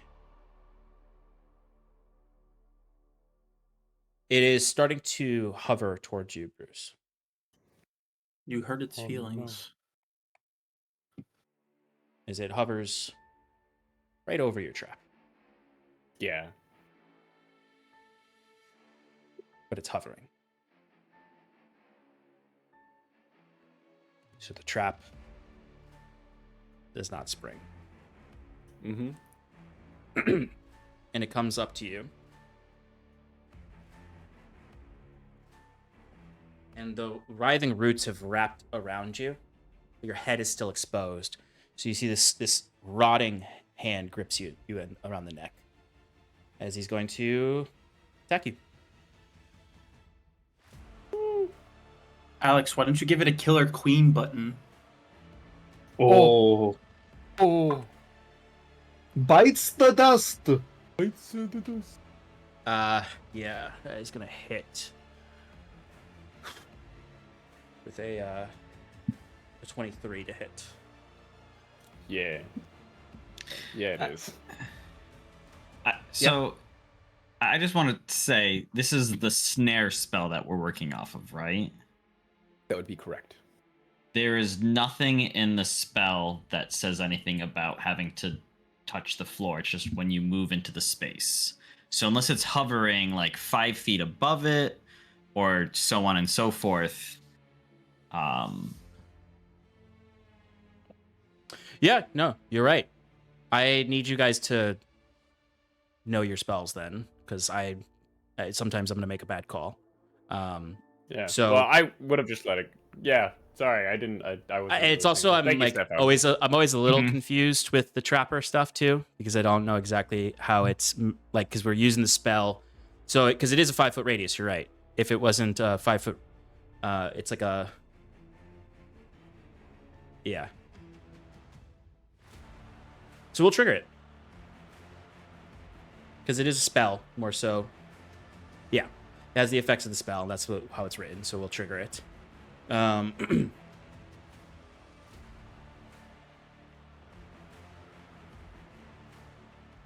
just because it does say flat surface in the spell. But Oh, there you are. There he is. They're back. You cut off for like a good 30 seconds. do you know what's funny is I wasn't saying anything. I was literally reading the snare spell. So, That's pretty funny. yeah. So yeah. I'm gonna trigger it. Okay. Yeah, if I put down like a normal bear trap, that would make sense. But since this is like a spell feature, Well, I mean, my argument would be that it does say a flat surface, but I'm gonna trigger it because I think that's a fair argument from Stefan that it doesn't. It just specifies going into the area. Because it's I imagine it's magical spell, a magical effect is just what it means. Guys, real quick, I'm just gonna close. I'm gonna do something real quick. I'm gonna disappear for a second.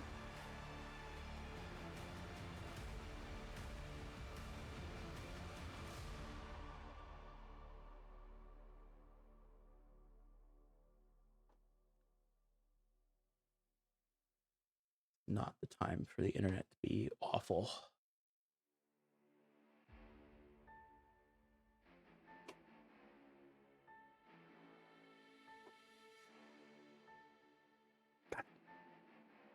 Sorry. No, don't do that.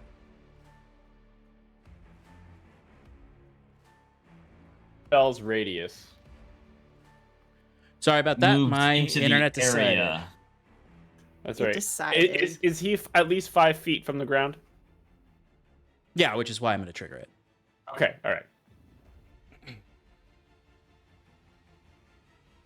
DC 19 Dex. Oh. Yeah. Ha! It's a natural one. Oh! I am going to use A legendary his- resistance. Yeah. I don't use those kind of bosses anymore. I use Flea Mortals bosses that their legendary resistances have a negative effect. He's going to use his draining resistance, which will automatically succeed on this, but it is going to he has to drain some of his life force, some of his undead essence to do this. So he's going to have a disadvantage on his spell attack, which is perfect timing because that's what he was about to do to you. Uh-oh. So he did hit, but I'm going to roll again for the disadvantage.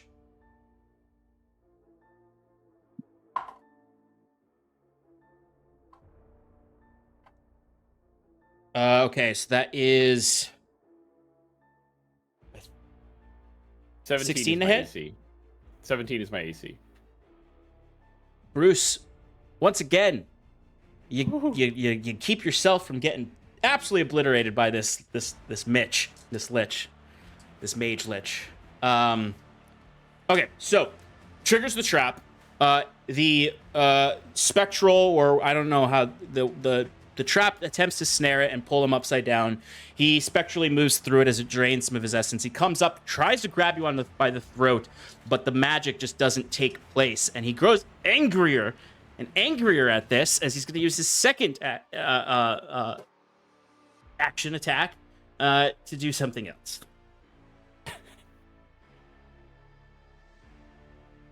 He still has disadvantage because it actually is affecting him for his full turn, not just his next spell attack.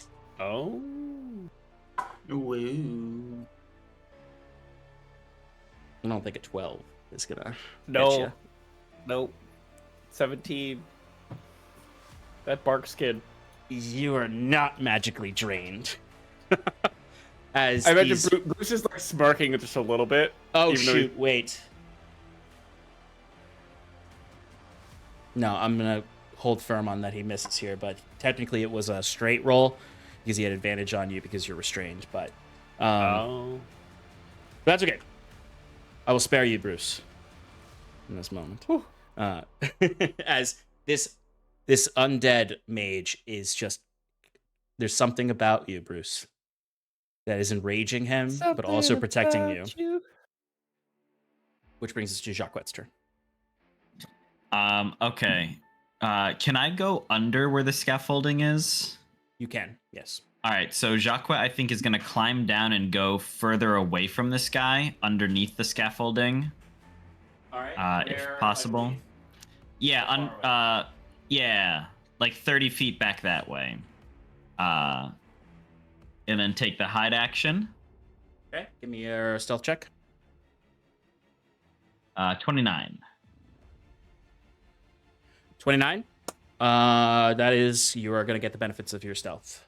Cool. I will then attack with my crossbow. What is fuck? It's 15 to hit. Not enough. The bolt burns up in the fire. All right. It's spreading. Yeah. If I have the movement, I would move into full cover if possible. You can because you're at the base of the pillar over there, so you can move into full cover. Cool. And then end my turn. Saskia, you are up. Okay. There's a giant shaking the scaffolding, and Fearn is falling to his death. All right.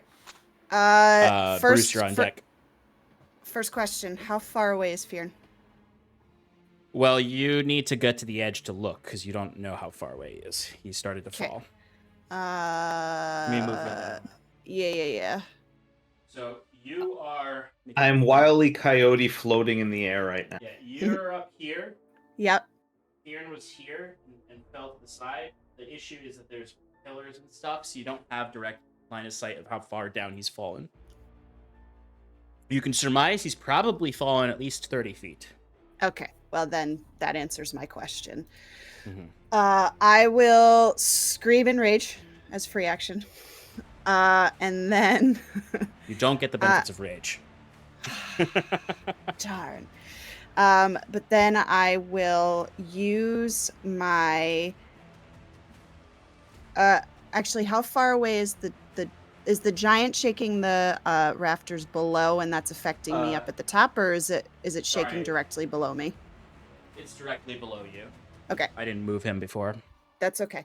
But I still, like, if I were to cast a ranged spell, it's not going to have disadvantage.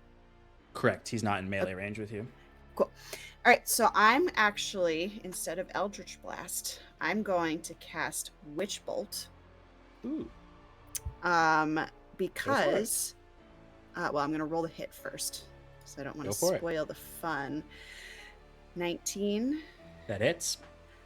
So that's going to be... It's a big giant. 6d12 lightning damage. Ooh! Love it. And Fearn already did 30 damage to this thing before he got shoved off the edge. All right, so I'm going to say... Leave it the fuck alone! And I'm going to reach out my hand, and I've got this crackly purple lightning that comes down, starting at my shoulder and goes down. And yes, the storm that you harnessed before leaving for this place. Exactly. That's gonna be 34 points of lightning damage. Mm-hmm. And I'm gonna continue to concentrate on it. So that on each of my subsequent turns, I will be able to deal additional damage. Excellent. The giant is still alive, but the lightning is like ripping away the necrotic flesh. Like he is looking very bloodied. Okay, that's that one. Okay, and then actually... For my bonus action... Yeah, okay. For my bonus action, I'm going to... I'm going to melt into this puddle of ichor again, and I'm going to appear next to it, down below, within 5 feet. And I need it to make a DC 17 wisdom saving throw. Wisdom? Yeah. I don't think this is very good at that. So it rolled a 15 on the dice, but it has -3 to its wisdom. So it fails. So, Sean, it is going to take... I think it was 2d10 psychic damage. Ooh. Yep. Yeah, 2d10. 1, 2...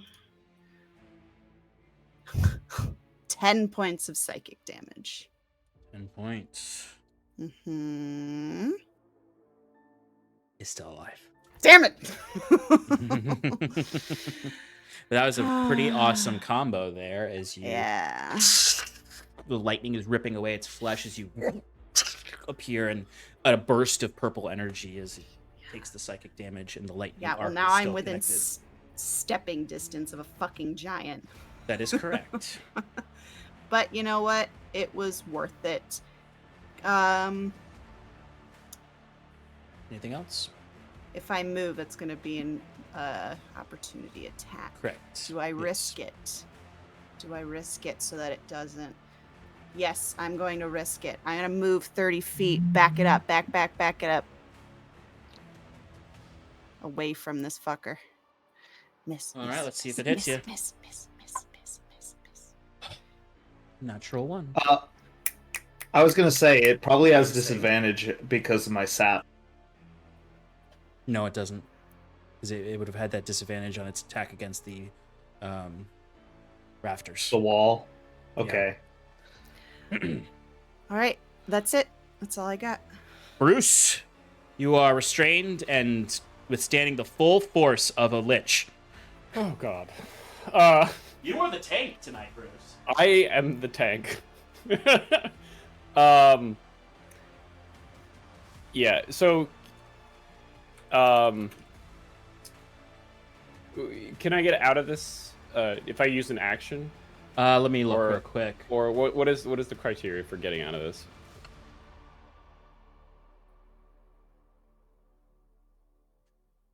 Save at the end of your turn. At the end of my turn. Teleportation can also get you out of it. Killing the lich will also get you out of it. Yeah, I'm just gonna use kill lich. I thought I banned that spell.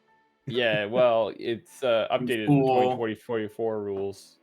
I wish they didn't include that. 2024. Exactly, you heard me. He's using the correctly. 2030 rules. Yeah. Oh shit. Maybe he's just one big allergen, and you can throw that potion at him. Yeah, allergy medicine. What if I do that? Oh, that's actually really funny. Maybe he's he's a contagion. Fear, you're on deck. Start thinking about how you're not going to die. Okay. Okay, this sucks. I'm just gonna at disadvantage just try to ray of frost this guy's face. Boom. The lich? Roasted. A lich right in the face. You do have disadvantage because he's within melee range of you. Yes, sir. I also have disadvantage because of your I'm restraint. restrained. Yeah, as Bruce is trying to get a pinky out of the vines to get this ray of frost off. Yeah, and it's gonna fail with a 14. 14 is not going to do it. As again, the ray of frost just sort of dies out before it can properly hit him.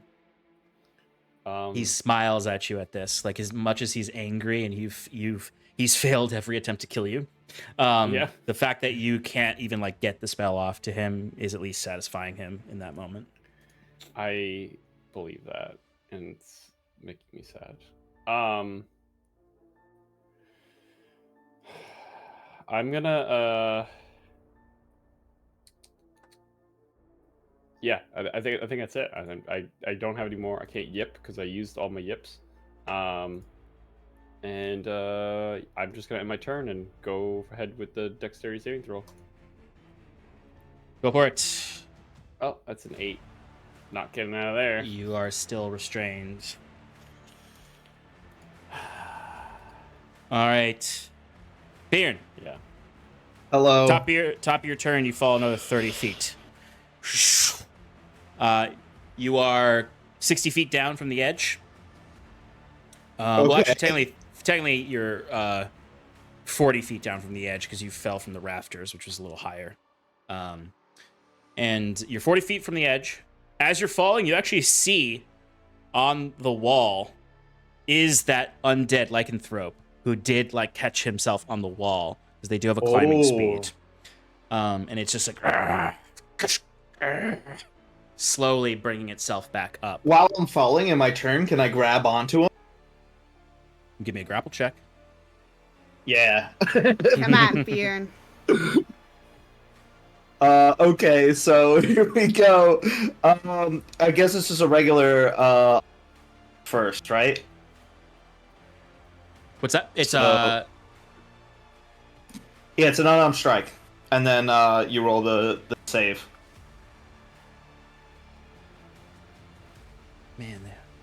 Man, I had memorized all these rules. Now they change everything. 19 to hit, Sean. That'll hit. Yay! So it's a strength or dex save It's a contested strength or dex save, I believe. against Me. Wait, I don't know what to roll. Hold on, let me go back to grapple. Oh, it's probably the same as the. Oh yeah, it's the same as before. I think it's Yeah. just like 8 plus. Is Plus it 8 plus my proficiency in other thing, or do I for it? God, Unarmed strike, grapple. The target must succeed on a strength or dex saving throw. It chooses which, or it has the grappled condition. The DC for the saving throw and any escape attempts equals 8 plus your strength modifier and proficiency bonus. This grapple is possible only if the target is no more than one size larger than you, and you have a hand free to grapple it. See also DC grappling. DC you do have a hand 17. free. All right. But if I do an attack, because I hit it with an unarmed strike, does it mean that I get to use sap to give it disadvantage before I grapple it? No, I don't think so. Okay, fair enough. Isn't sap part of our rules layer? Is is on the case. Sap is from a weapon mastery, and I don't believe you get weapon masteries on your unarmed attacks. I could be wrong about that, but I think don't I know. might It's a get new- it. do you have? I think you might have got. Do you have the Tavern Brawler feature from one of your background things? I'm a soldier. I don't know if that counts. No, he gets Savage No. Attacker. Yeah, I Well, don't Well, I thought think that you. was the great. Okay, I thought that was the feat, but whatever. Yeah, it's No, fine. great. All right. So no. It got a net 20, so you do not succeed in grappling it. No. Yeah. You can like imagine in the narrative of it, you do like grab it for a second with the successful unarmed strike, but it shakes you off with a growl and a hiss at you as you continue to fall. I have another attack. You do have another attack. Can I try and grab it again? Like I grabbed its tail and then I let go? Yeah, I'll allow that. I'll allow that. Yeah. Yes! I'll allow this to be a on, struggle Fearn. of pretty cool. I think this is really rules cool. as written. Yeah, Come on, rules is Fearn. written. You have a second attack, so if you failed your first grapple, you go for the second one. I think this is also She's just really mother. cool to imagine Fearn struggling with Yeah. this werewolf on the side of the tower. 27 to hit. Hell yeah, let's roll. DC 17, go again. You freaking yank this tail. Excuse me, they don't have tails according to the miniatures, but anyway. Oops, whatever. Yeah. Let me see. What is this thing's dexterity? It's proficient. So you got a 15. So you Yes. grab onto this thing, Fearn. So I imagine this thing is grabbing on. It's trying to keep it. You grab it by the leg now, and it stops you from falling and pulls it down. So you both, I'll imagine, just like kind of drop 5 feet as its claws sink into the side, giving you a moment to grab onto the side of the building. Okay, So you so don't fall to your death, but you're in an armed conflict with an enemy. But you do. I'll say you still have it grappled. I have 30 feet of movement, but I don't have a climbing speed, so that means I could only climb, if possible, 15 feet. Correct. And if you're keeping Actually, the grapple, it means you're dragging sorry. it. 20 feet because I have increased movement. You're correct. And if you were to keep the grapple, you would only have 10 feet of movement because you'd be dragging it with you. So my plan is to, like, climb up him Okay. and then try and reach to whatever and, like, basically race him up the hill. Like, I know he's Yeah. eventually gonna beat me, but I want to get to Yeah. a point where he's behind me. So Okay. So you have to let go of the grapple. You have to end the grapple. And and because you have to, if you're climbing ahead of him, you have to end the grapple. Right. Well, like, is there what's around me? Walls, a circular, curved walls. From the exterior, this thing is like pretty smooth. Like you're using all of your strength you're like a rock climber right now with those knuckles just like white from the pressure. Any windows or anything like below me or above me or to the side? Nothing like that. The closest thing is the actual edge to the canopy above. I have a bestial form, which means I have claws. Could I possibly find? Only if it says it's just cosmetically. Yeah, no. You are halved movement speed right now to move anywhere but where you are currently. I think I gotta maintain the grapple because I think this guy's my best chance. But also, if he falls, I'm screwed. I don't know what to do. So you can climb. It's just you have reduced movement speed, while he has full movement speed. Right. Okay, I'll go with my original plan. Past him up the hill. Okay, so you are going to leave his threat area, so he's going to get an attack of opportunity on you. Okay, that'll be hilarious. Natural one. He does not get you. He claws for you. It's so funny because you're like climbing on his back and you almost like pull yourself up to get your hand into where there's a little crevice and start pulling yourself up. And he just sort of like goes for a swipe at you, but you get ahead and you're able to climb up 20 feet. So you are 20 feet away from the edge. And I scream up to my friends, "Somebody throw a rope!" Saskia vaguely hears that. All right. That's everything that you can do, Fearin. You used your movement. You used your action. You do have a bonus action. Is there anything you can do with a bonus action? Septimus, you're on deck. Ooh, that's a loaded question, Sean. I don't think so. I don't think so either, because I think you're out of spell slots. Yeah. All right. Septimus and Estos are up. Septimus, you are in the threat range. The lightning whip doesn't restrain you. It just pulled you, so you're not restrained or anything, but you are within the melee range of this thing. 10 feet ahead is where you need to be for the ritual.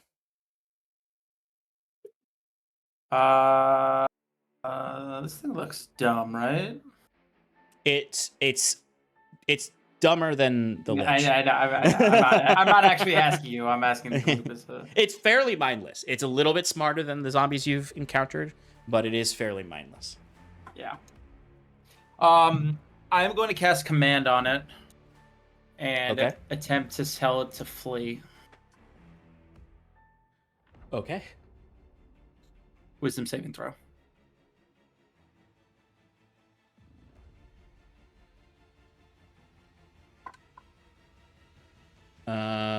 It got a 12. Actually, you know what? Scratch that. Okay. If it's okay, I still want to cast command. I want to command it to halt. Halt. Okay. Doesn't move and takes no actions. Or bonus action. But I understand that the reaction's still there. I would still like to move out of its threat range, take an opportunity attack, get back to the... I'm going to say that it does not get the opportunity attack because it is following the command. It is halting. I think it should technically get it, but I like what you just did. So this thing is arrested in its state. Estos is going to join you up. I'm like, halt! And I get there and start to focus and prepare. Yep. You don't have an action anymore, but Estos has an action. But Estos has an action. So what I was going to do is Estos was going to help you with this so you could have advantage on your actions. So Estos will get to try to start the ritual with just his own action, no advantage. So I'm going to have Estos do a religion check. The DC for the beginning of this, the first step of this, is actually pretty low because it's the first step is just a 12. Estos, don't suck. Sorry, guys. Estos sucks. Damn it, Estos. As Estos got an Embarrassment to warlocks. And he already Septimus used kissed him him before and gave his him Septimus. one's luck. Is there anything else he can do? No, there's nothing else he can do. Estos, you bitch. It's all right. It's all right. Estos fumbles because he's still filled with the anxiety of disobeying his patron. Perhaps that might be why he's sucking. And then also the Lich called him out by name, and he is seeing that thing just focus on Bruce, and he does not have faith that Bruce's luck is going to hold longer. No. Estos doesn't. Sean does. All right, it is the minions' turn. So, Sass, you're gonna get chased by a giant. I knew that was coming.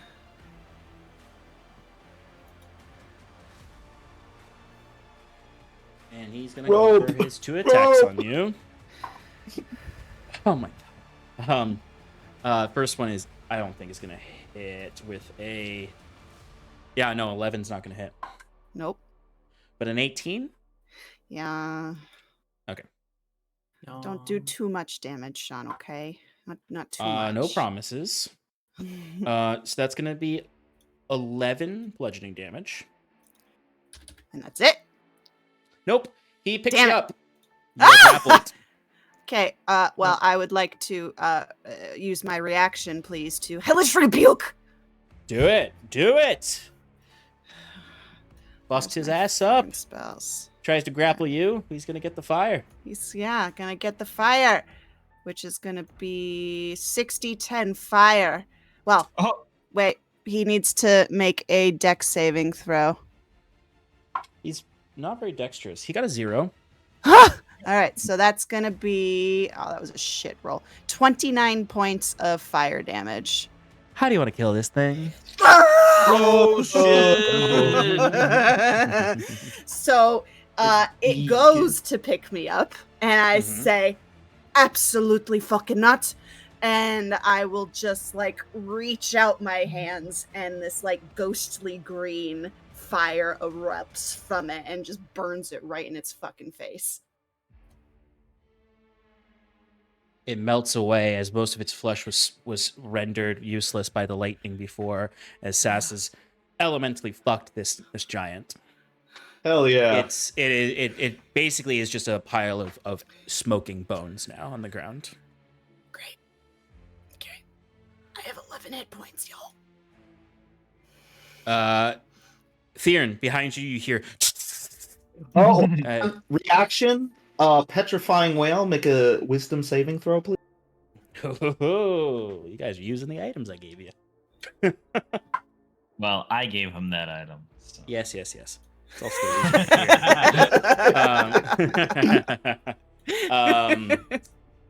that is going to be a dirty 20. Okay. You do not frighten it. It's going to go for its attack on you. Okay. Does it have disadvantage because it's climbing? No, because it's a climbing speed. But I don't think this is going to hit with a 12. Nope. I do think the 24 might hit, though. Yeah, that'll probably hit. Okay.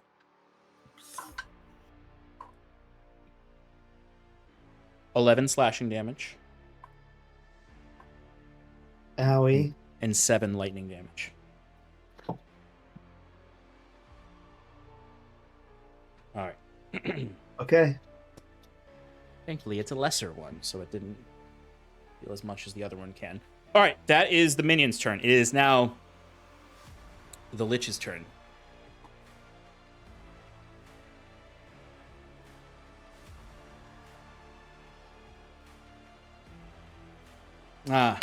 Rats. Forgot to use the villain action. All right, on the Lich's turn, it's going to look down at fucking Bruce. Does he still have disadvantage from my snare? No. Okay, all right. Just wondering. Puny creature. Die. Now. Oh no.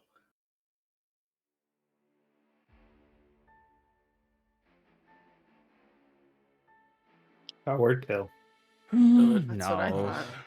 I don't use that anymore. It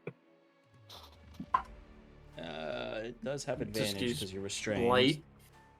First He does hit it. is a 15. Second roll is 19 to hit, with 19 plus to hit. I think it's gonna hit. Yeah. Okay. You restrained because he's holding your throat. No, he's restrained because of all the roots around him. Oh, that's right. Got no roots. Oh my god. All right, that's gonna be 22 psychic damage. Ow. As he is essentially with his hand around your throat, just sort of driving this necrotic psychic damage into your very mind, as you just sort of feel the rot creeping around your brain. While afflicted in this way, your attacks deal half damage, and each attack you make against an enemy, the afflicted creature has to make a con saving throw. To overcome this effect. So, every time you attack, you get a chance to deal full damage again. All right, that is its first attack on you. Oh. Where are you at, Bruce? The second one, he's actually going to, because he is he's going to take the disadvantage to do a fire attack on you that's normally ranged. So it's just gonna be a straight roll because he's theatrical. He's theatrical. Oh god. I don't think Okay. a 12 It's will okay. hit. Oh. No, it was me being like, I'm not killing Bruce. Yeah. Okay. This is a 12 hit? I don't think so. No, it does not. So his hubris at thinking he can crush you as a little creature fails him, as you're able to like squeeze like through the thorns to bring your shield up right in time as the fire burns around you, and he is. I've never seen someone so inadvertently become the tank of the boss, and also a boss getting so angry in character to a single enemy, like that he forgot his villain action on the last turn. That's it. That's all he got. He's Hell so yeah. pissed the fuck off. Bruce, Jacques, you're doing you're great. All right, at the start of his turn, Jacques goes, Saskia, do you have a way to get Fjern? I don't know. Alright. I'll try. All right, Jacques is going to feline agility.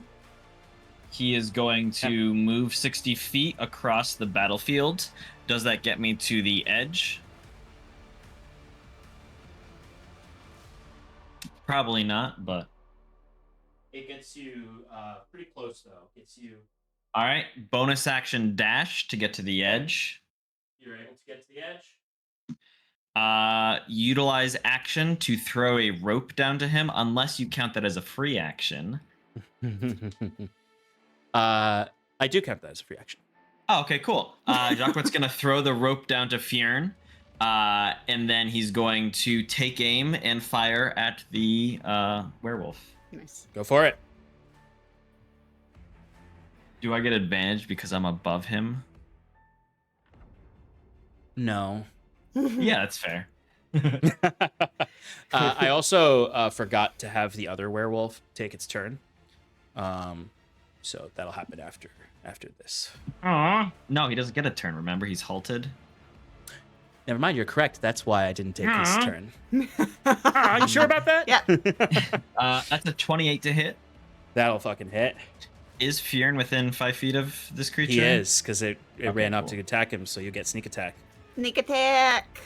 I am going to forego a d6 to trip this creature. Ooh! So it needs to Yeah. make a DC 16 dex saving throw, or Nice. else it is Yeah. prone. Hell yeah. Hell yeah. It got a 12. All right, well, so overall, it's still going to be 21 magical piercing damage. Wow. Is As, that new? Yeah, it's one of the new uncanny Yeah, you use your strength attack dice to do abilities. specific things. Yeah. That's very cool. I was gonna do the same thing. Now you don't have to. I know. Exactly. Now you Teamwork. Yeah, as Jacquet basically comes over to the edge, tosses the rope down, and in a fluid motion just brings the crossbow up, fires it down into the creature's hand, and it just lets go of the edge. Hell yeah. Love that. Yeah, and I imagine like the bolt shoots past Fear, and right as Fear, like you hug up against the stone wall, the bolt goes from over your back into the creature's hand, and exactly like you said, it just drops Through the horns. And this time you can see that it does not catch onto the side. Hell yeah. Let me roll the 20d6 damage it takes to see if it will kill it with its 4 health left. 4 health? Damn. I rolled low on that sneak. And then Jacquet says to Fear, "Come on, buddy.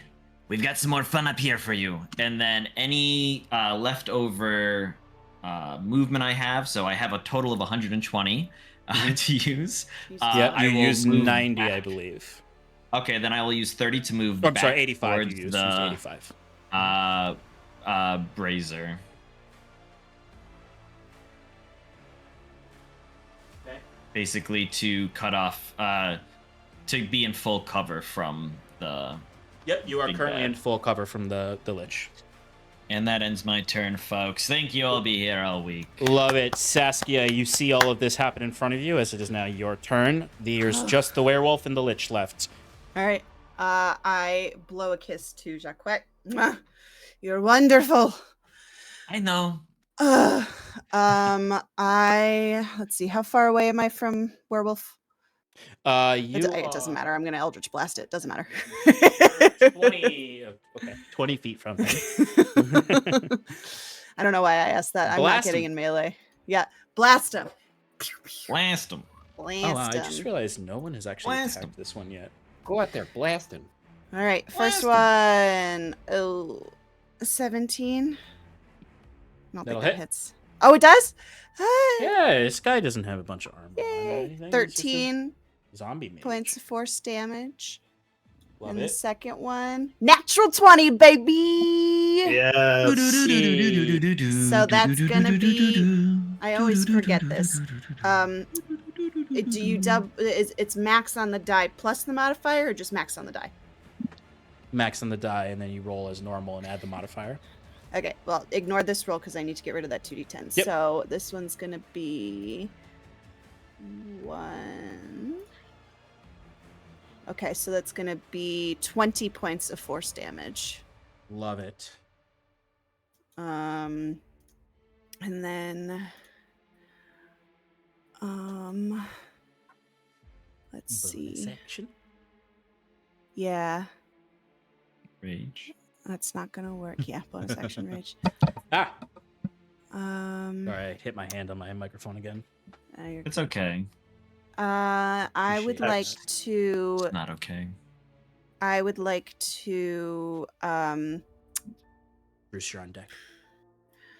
I want to Misty Step to the other side of the brazier and Okay. use a refreshing step to give myself a 1d10 temp HP. You can misty step yourself. It's 30 feet, right? Yeah, Yeah, so you can basically join Septimus and Estos Great. there. great. It's I got 3 points of Alrighty. temp HP. But you are now in good position to protect Estos and Yes. Septimus while they Well, do the ritual. yeah. Protect. That's it. Big hits. On your turn, Septimus, just a heads up, you can either have Estos give you advantage, or Estos can use his own action to progress the ritual. So it's the kind of thing where you can either help make yours more guaranteed to succeed with advantage, hopefully, or you can do one and he can do one, and both of you can progress it on your turn. He will So- definitely. When you say Basic- like, So you say he'll has he'll his roll. action. So he has Okay. an action. He can use Okay, the ritual I see. action essentially. Both of you could use the ritual action to progress your by 2, Gotcha. or you can Gotcha. do it 1 with advantage. But How many before do you that, need to win? Well, how many do we need to succeed, not win? Or is it uncertain? You need 3 to succeed. 3. He already failed once. He couldn't light the lustwort on fire. Bruce, you're up with Fear on deck. A fool. All right, so Bruce is now cornered, and he's in full survival mode.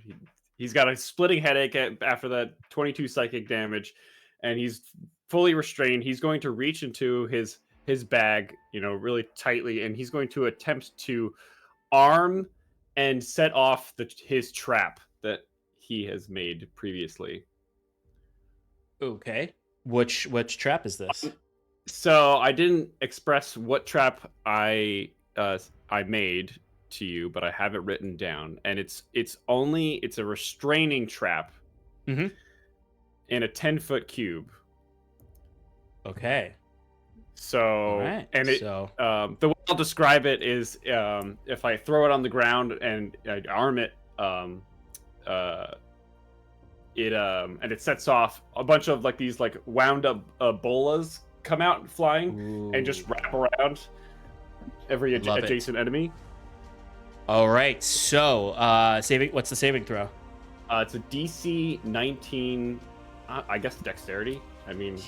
Dexterity is this guy's weakness. Second JoJo reference of the night. What did he say? I missed it. 15. He's using bolos. He's using what? Bolos. Oh.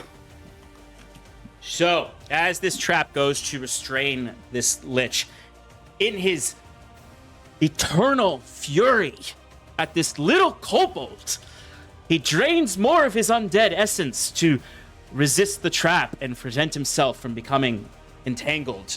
As he just sort of it goes, and I imagine it wraps around him and holds him tight, and then he just sort of ethereally goes through it, and there's just this face looking down at you, Bruce, that just screams, "I will do whatever I can in my eternal damnation to kill this little kobold." Anything else on your turn?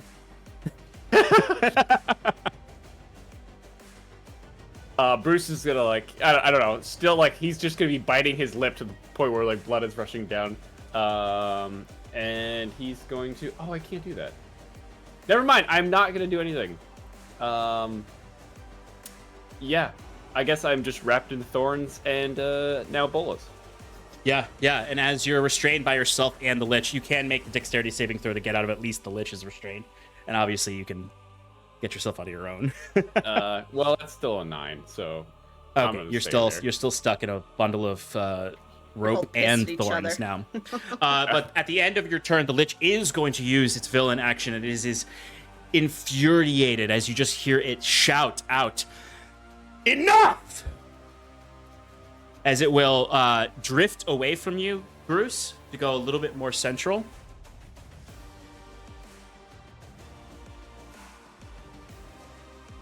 And as it says that enough, that loud guttural enough, there's just this huge shockwave of fire that goes out from him.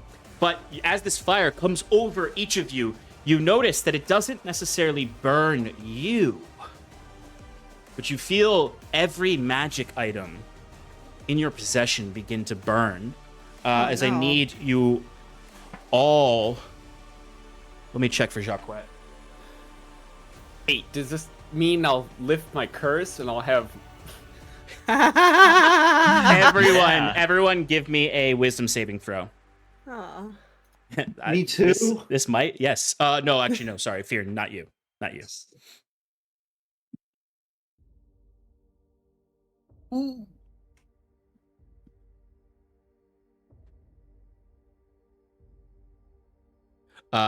What did everyone get? 13. 19. 11. 19. All right, so those of you got a 19, you met it, so you succeed. Those of you got less than a 19, you can no longer benefit from your magic items, and you can't cast spells of 4th level or higher until the end of the Lich's next turn. Sorry, I'm out of spell slots. Damn. But Does that So mean unattune from your magic items. I don't want to. Bruce, because I'm feeling generous. I mean, that helps me, so... I'm gonna say that lifts the curse on your... Oh, Or hell it yeah. It doesn't lift the curse, but you are, like, disillusioned from it. So you have you have a moment. On your next turn, you basically have to use your turn to, like, throw it away. Not your action, but, like, you have to, like, be like, ugh, drop it. Sean, does this include my If you amulet? allow that, yeah. Yeah. What'd you say? Does this include my amulet? No, I'm not going to take your whole class away. Okay.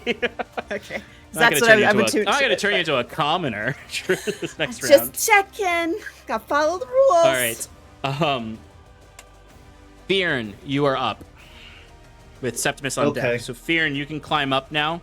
You can move at normal speed, so you can use 20 feet of movement to get up. You'll have 20 feet of movement left when you get to the edge. Okay, 20 feet of movement does not seem like a lot. Can I get to any of the enemies with that? Sorry, I have to find my Fearn mini. There it is.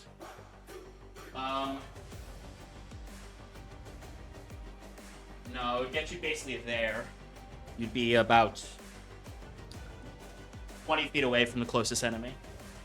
Alright, as much as I want to hit something with a ranged attack, I think it would be smarter if I got in between Saskia and the werewolf. Okay, so you're going to use your dash? I'm going to use the dash, and I'm going to get in between the two of them. Glad to have you back. Love it. All right. No thanks to you. What happened to the plan? Okay, what the fuck? I just... The werewolf in front of you growls at both of you with this lightning whip that cracks as these fires in front of Septimus are burning and raging with the undead damned souls as him and Estos are fumbling with the ritual pieces. I got this one. Septimus, would you like to have each of you use your action to try to progress this, or would you like to do one of you with advantage? What's the roll? So it's a religion check. I'm feeling good. I don't want his help. I want to get. Okay, so I'll have him get. Do you want him to go first with the lower DC, and then you go with the next one that's a little higher, or vice versa? Yes. Okay, he's gonna go first. Okay. All right, people. Come on. Woo! Estos pulls through.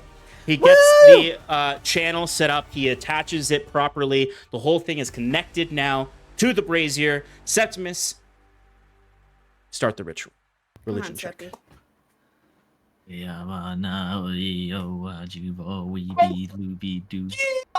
But 18. That will succeed in progressing to the next step. Thank God. It was literally on the 19 and just like, nah. You start to prepare the magic. You run your hands over. You whisper the incantation that Norlin and Estos prepared you for, and you see a little light. This dim golden light beating back against the dark, creeping undeath as the ritual has begun. You need one more success to ignite the whole brazier. We got this, you guys. We got it. We can do it. We can survive another round. Ooh. Ooh. All right. It's the werewolf's turn. Oh. It's going to go for... It looks at you and gargles non-words as it's going to go for an attack on you, Fearn. Okay. I do not think a 13's going to hit. Nope. Jesus. A 10's not going to hit either. Nope. As this thing is attacking, going for you. It swipes, and it just cannot hurt you. All right. Great. It's the Lich's turn. He's going to look around and see what's happening.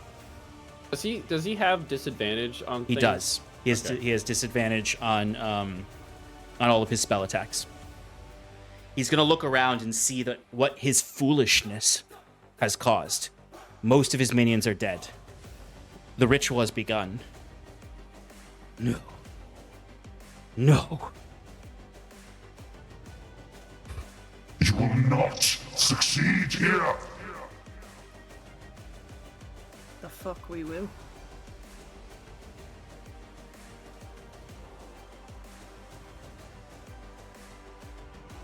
I need...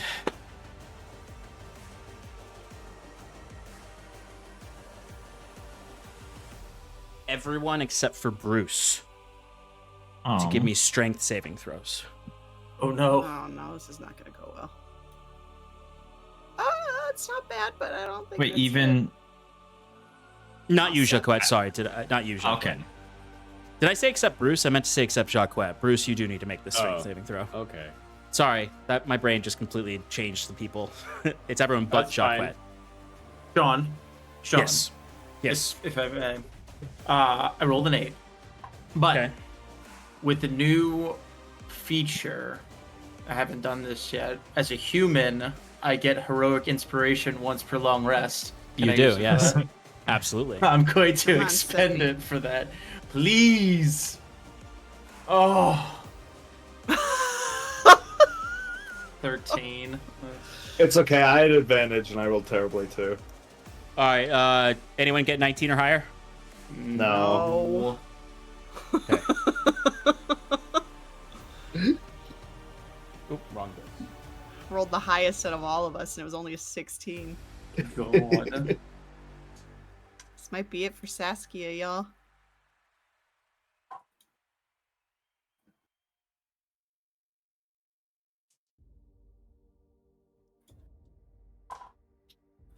Stop rolling. All right.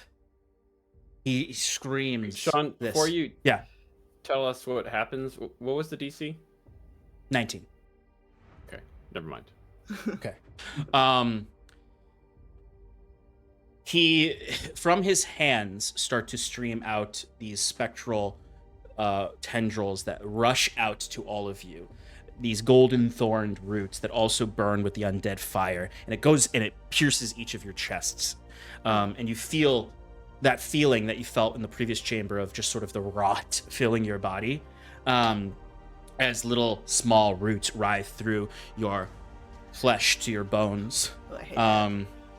and then rips out of you, dealing 30 piercing damage. I'm out. I'm out. I'm alive. Wait, what type of damage is it? Piercing. Oh, okay. I'm still taking it all. Before I go unconscious, I look back to Septimus. Finish the fucking ritual. Well, That did just enough to knock me too. no! Oh, Estos is still up. Okay, so I'll say to him, finish the fucking ritual. Sean, can I make a reaction to Hellish Rebuke on that?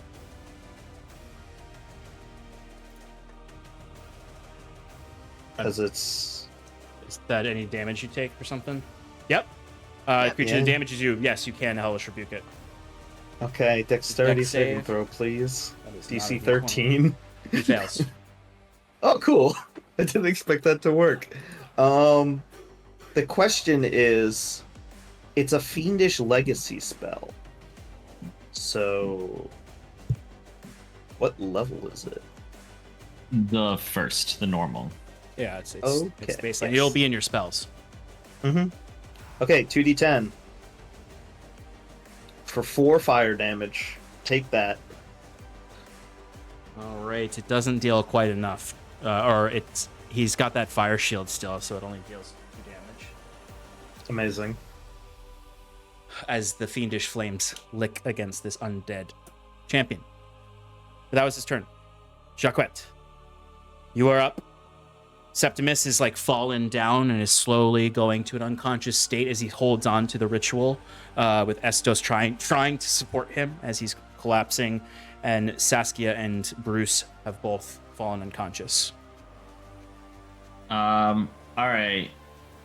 Jacquet is going to rush forward to Septimus and give him a potion of healing, parentheses greater.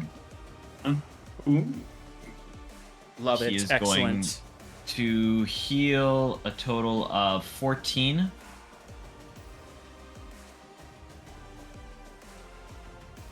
Excellent.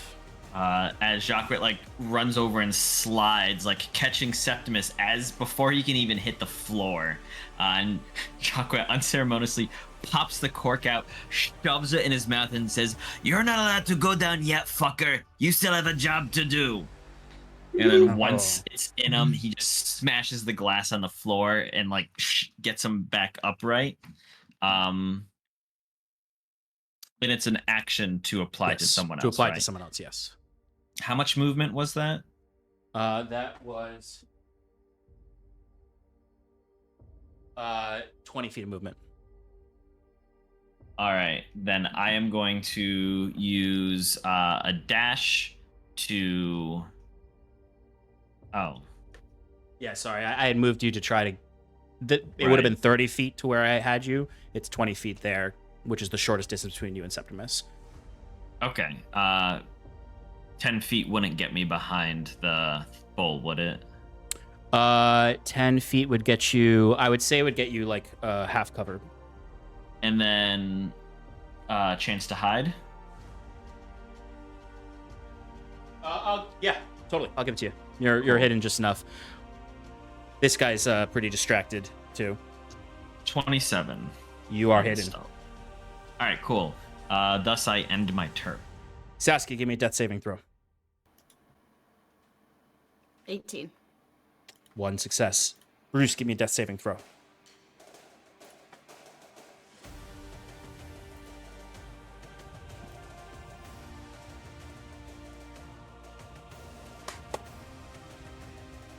Oh. I'm not gonna tell you.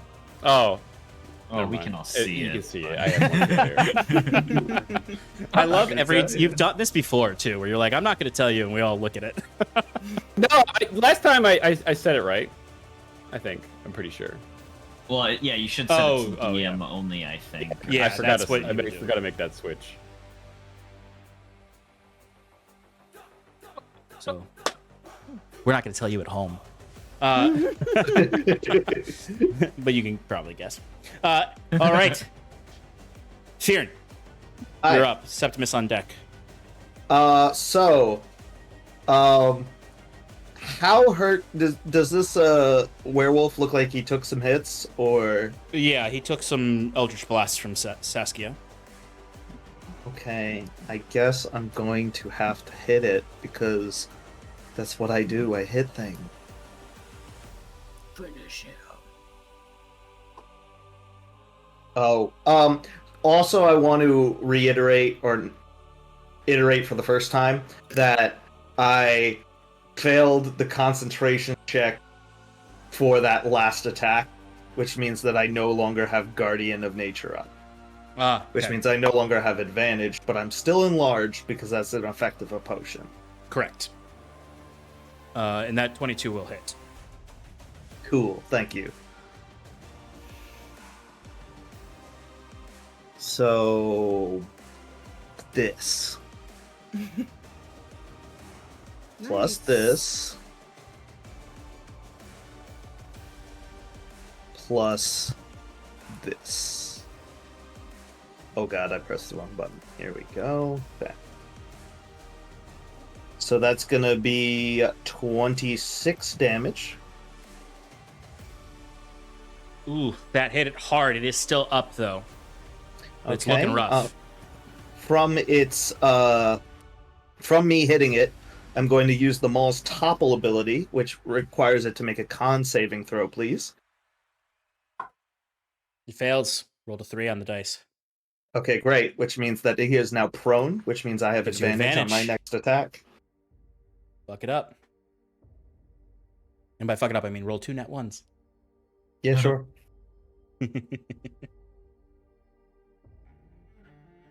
Why is it not rolling? D&D Beyond, why? It won't let me hit the roll button, Sean. I'm doing it the old-fashioned way and doing the math. So it's a 9 plus 9 That'll hit. is an 18 hit. That'll hit. So that's going to be flame damage. Oh, but I could roll the higher. I forgot to do where I get the extra damage, so I'll do that here. So it's this plus this. Doesn't matter. How do you want to do this? The 16 literally gets it to 0. Nice. Okay, The great. 16 is how much health they had left. So I'm just like, at this point, I'm just tired from running and climbing, and I'm just brute force, not using any like fancy move. I'm just straight up like whack-a-moling it into the ground.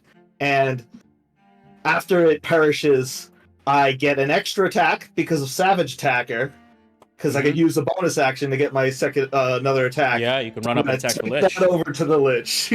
Go for it. Yes, sir. I love it.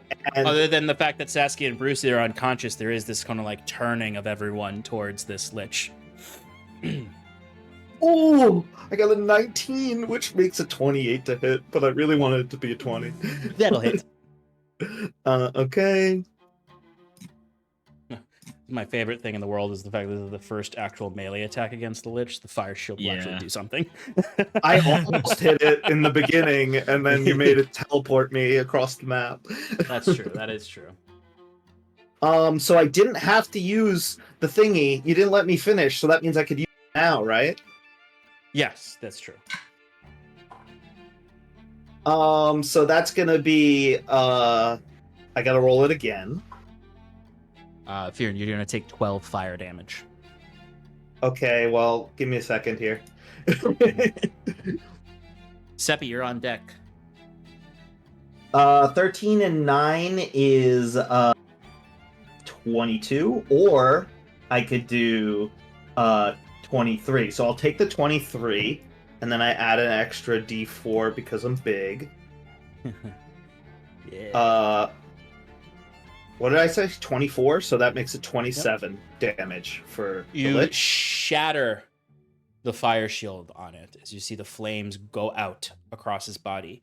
And he is no longer able to hover as he drops down to the ground. And his AC drops by 2 points. Oh, shit. And I'm also going to use the sap ability, giving it disadvantage next turn. Love it.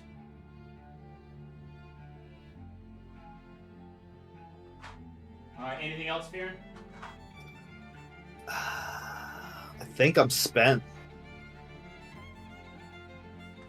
I scream out a guttural roar of anger and rage. I love it.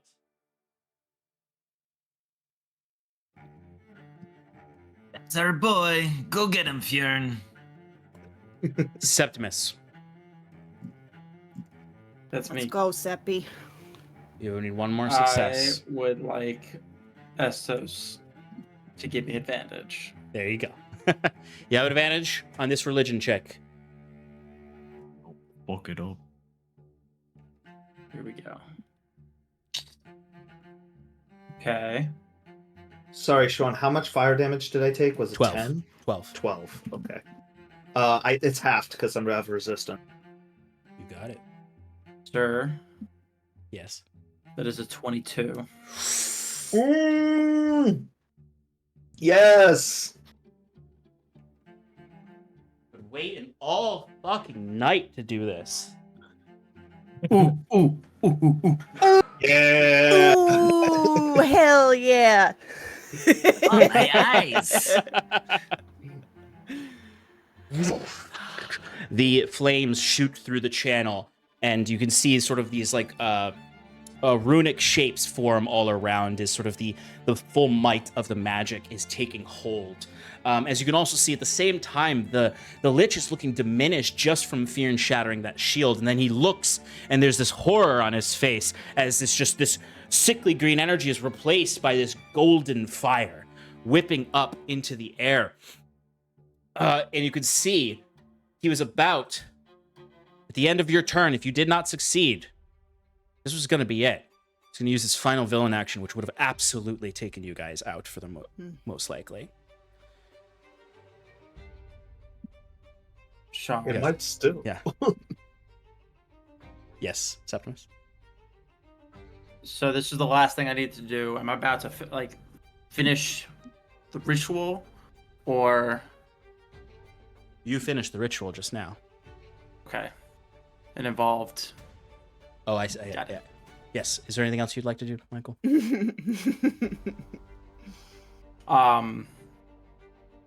Before I describe the end of the of this fight.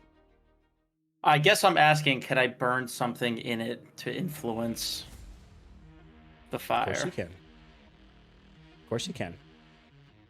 Oh my god. What are you? Septimus is. Called the Purpose Go twist. Yeah, why not? Yeah, A classic Persico twist. classic. It's been a while. Septimus is, as he's casting the ritual and saying the incantations of everything, he's just thinking of how he's felt so lost. And he's like, whatever light brings to this place,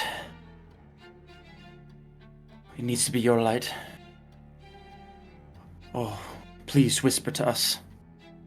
And he's going to hope.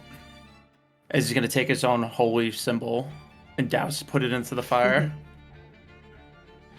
You see Estos.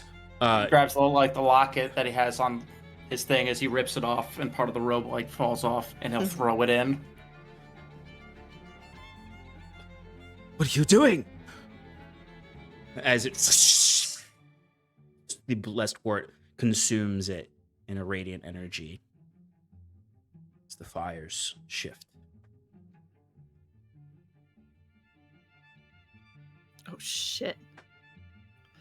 The room is bathed in a light blue color. Brighter and brighter and brighter. The lich falls to his knees. He's powerless now. He has no powers. He is just essentially an undead skeleton. Staring up, and you can actually see from the rotting eyes these putrid tears pour down. As the blue light machina bathes this hall, mingled with flecks of gold from the blessed wort. Machina has not completely taken over the fire, but it is a fusion of Machina and Escos. Septimus has succeeded in doing what Estos failed to do.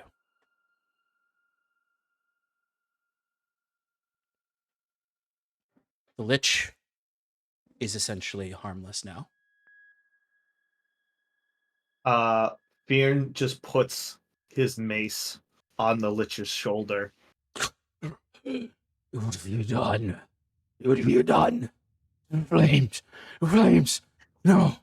No! Saskia, Uh-huh. give me a death savings throw. Okay. Oh no. Someone can rush up and help Saskia at this point. And Bruce. 18. I thought you were about to be like, Seth, those flames look so delicious. I mean, she's not conscious. When she wakes up, they might. They might, yeah, right. Bjorn's gonna look down at this creature and say, "Any last words?"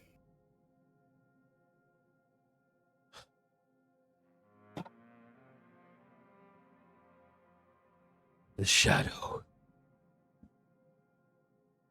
The shadow will consume you all. He will be free to take his revenge on you all. This is just a setback.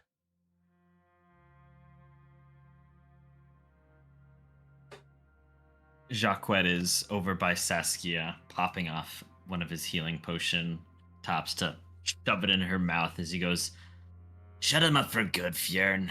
I'm sick of this shit." He did not need to say that. My maul was already up. Right. Yeah, it's a coup d'etat. Like, you don't even need to roll. How do you kill this lich? The maul just comes straight down. Like, once again, Fjern's not doing anything fancy. He's just been slamming and jamming, so he just smashes him into dust.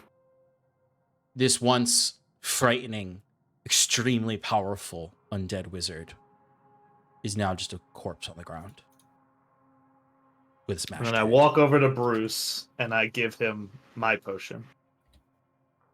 Bruce, you awake to the room bathed in the baby blue and gold light.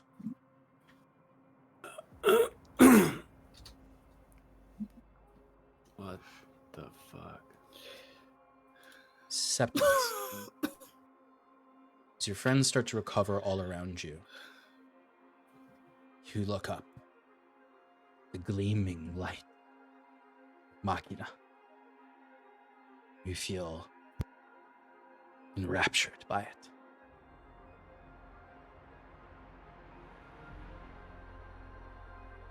And your flesh tingles as the light bathes down on you, and you can see wisps fly out from the light and swirl around it as one flies into your chest. And it burns. It burns. As you can see, your cloak fell to the ground. Your tunic begins to singe and burn away, revealing his chest. And where your mechanical arm meets your flesh, the flesh begins to slew off. As almost like nanobots forming quickly, the machine spreads. You are not, it doesn't fully envelop you, but you feel it spreading in this really horrifying organic way, though, despite it being this extraplanar metal that is replacing your flesh. You can feel your skeleton shifting in your chest as you are becoming a little bit more machina in this moment. Yeah. Estos is looking at you with utter fear in his eyes. What are you? I am a servant to the bringer of knowledge, that we all might strive to find our place in its warmth again. He takes a few steps back and then collapses down, tripping over the corpse of the werewolf. Fearful of you. As your friends all look to you and you all see this mechanical parts replacing parts of his upper body. And the veins all black, leading from machine parts. As I think that's where we're going to end tonight. Ooh. Outside, the blue light and gold bathes Stormbreaker Landing.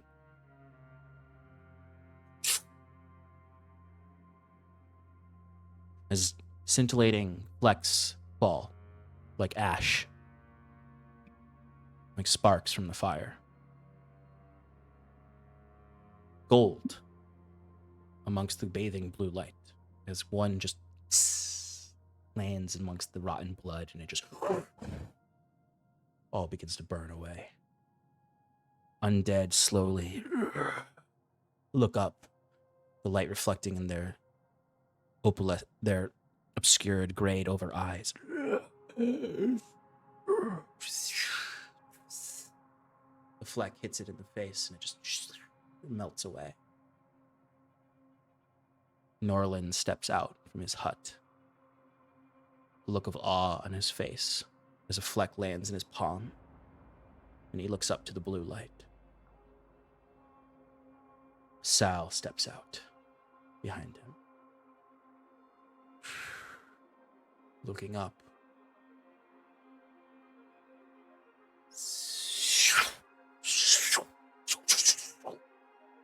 The flecks of ash all rush to Sal.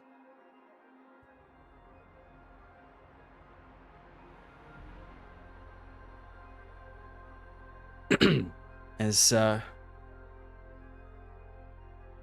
his armor, his chassis, so to speak, looks a little golder than it was before.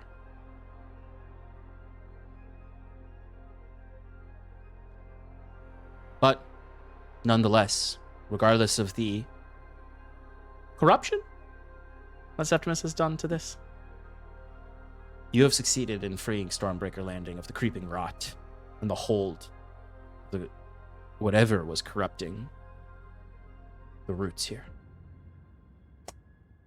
And that's it for tonight, folks. Join us next week as we figure out what the fuck happened to Septimus and what is going to happen now with the party that they have finished this side quest. Level up. Level up. You do level up. What? This is a 2-level arc. 2-level up arc. Oh, Wow. But we gotta wait till we do a long rest, right? You're right. You're right. So we Damn don't it. But do you it yet. are going to level up.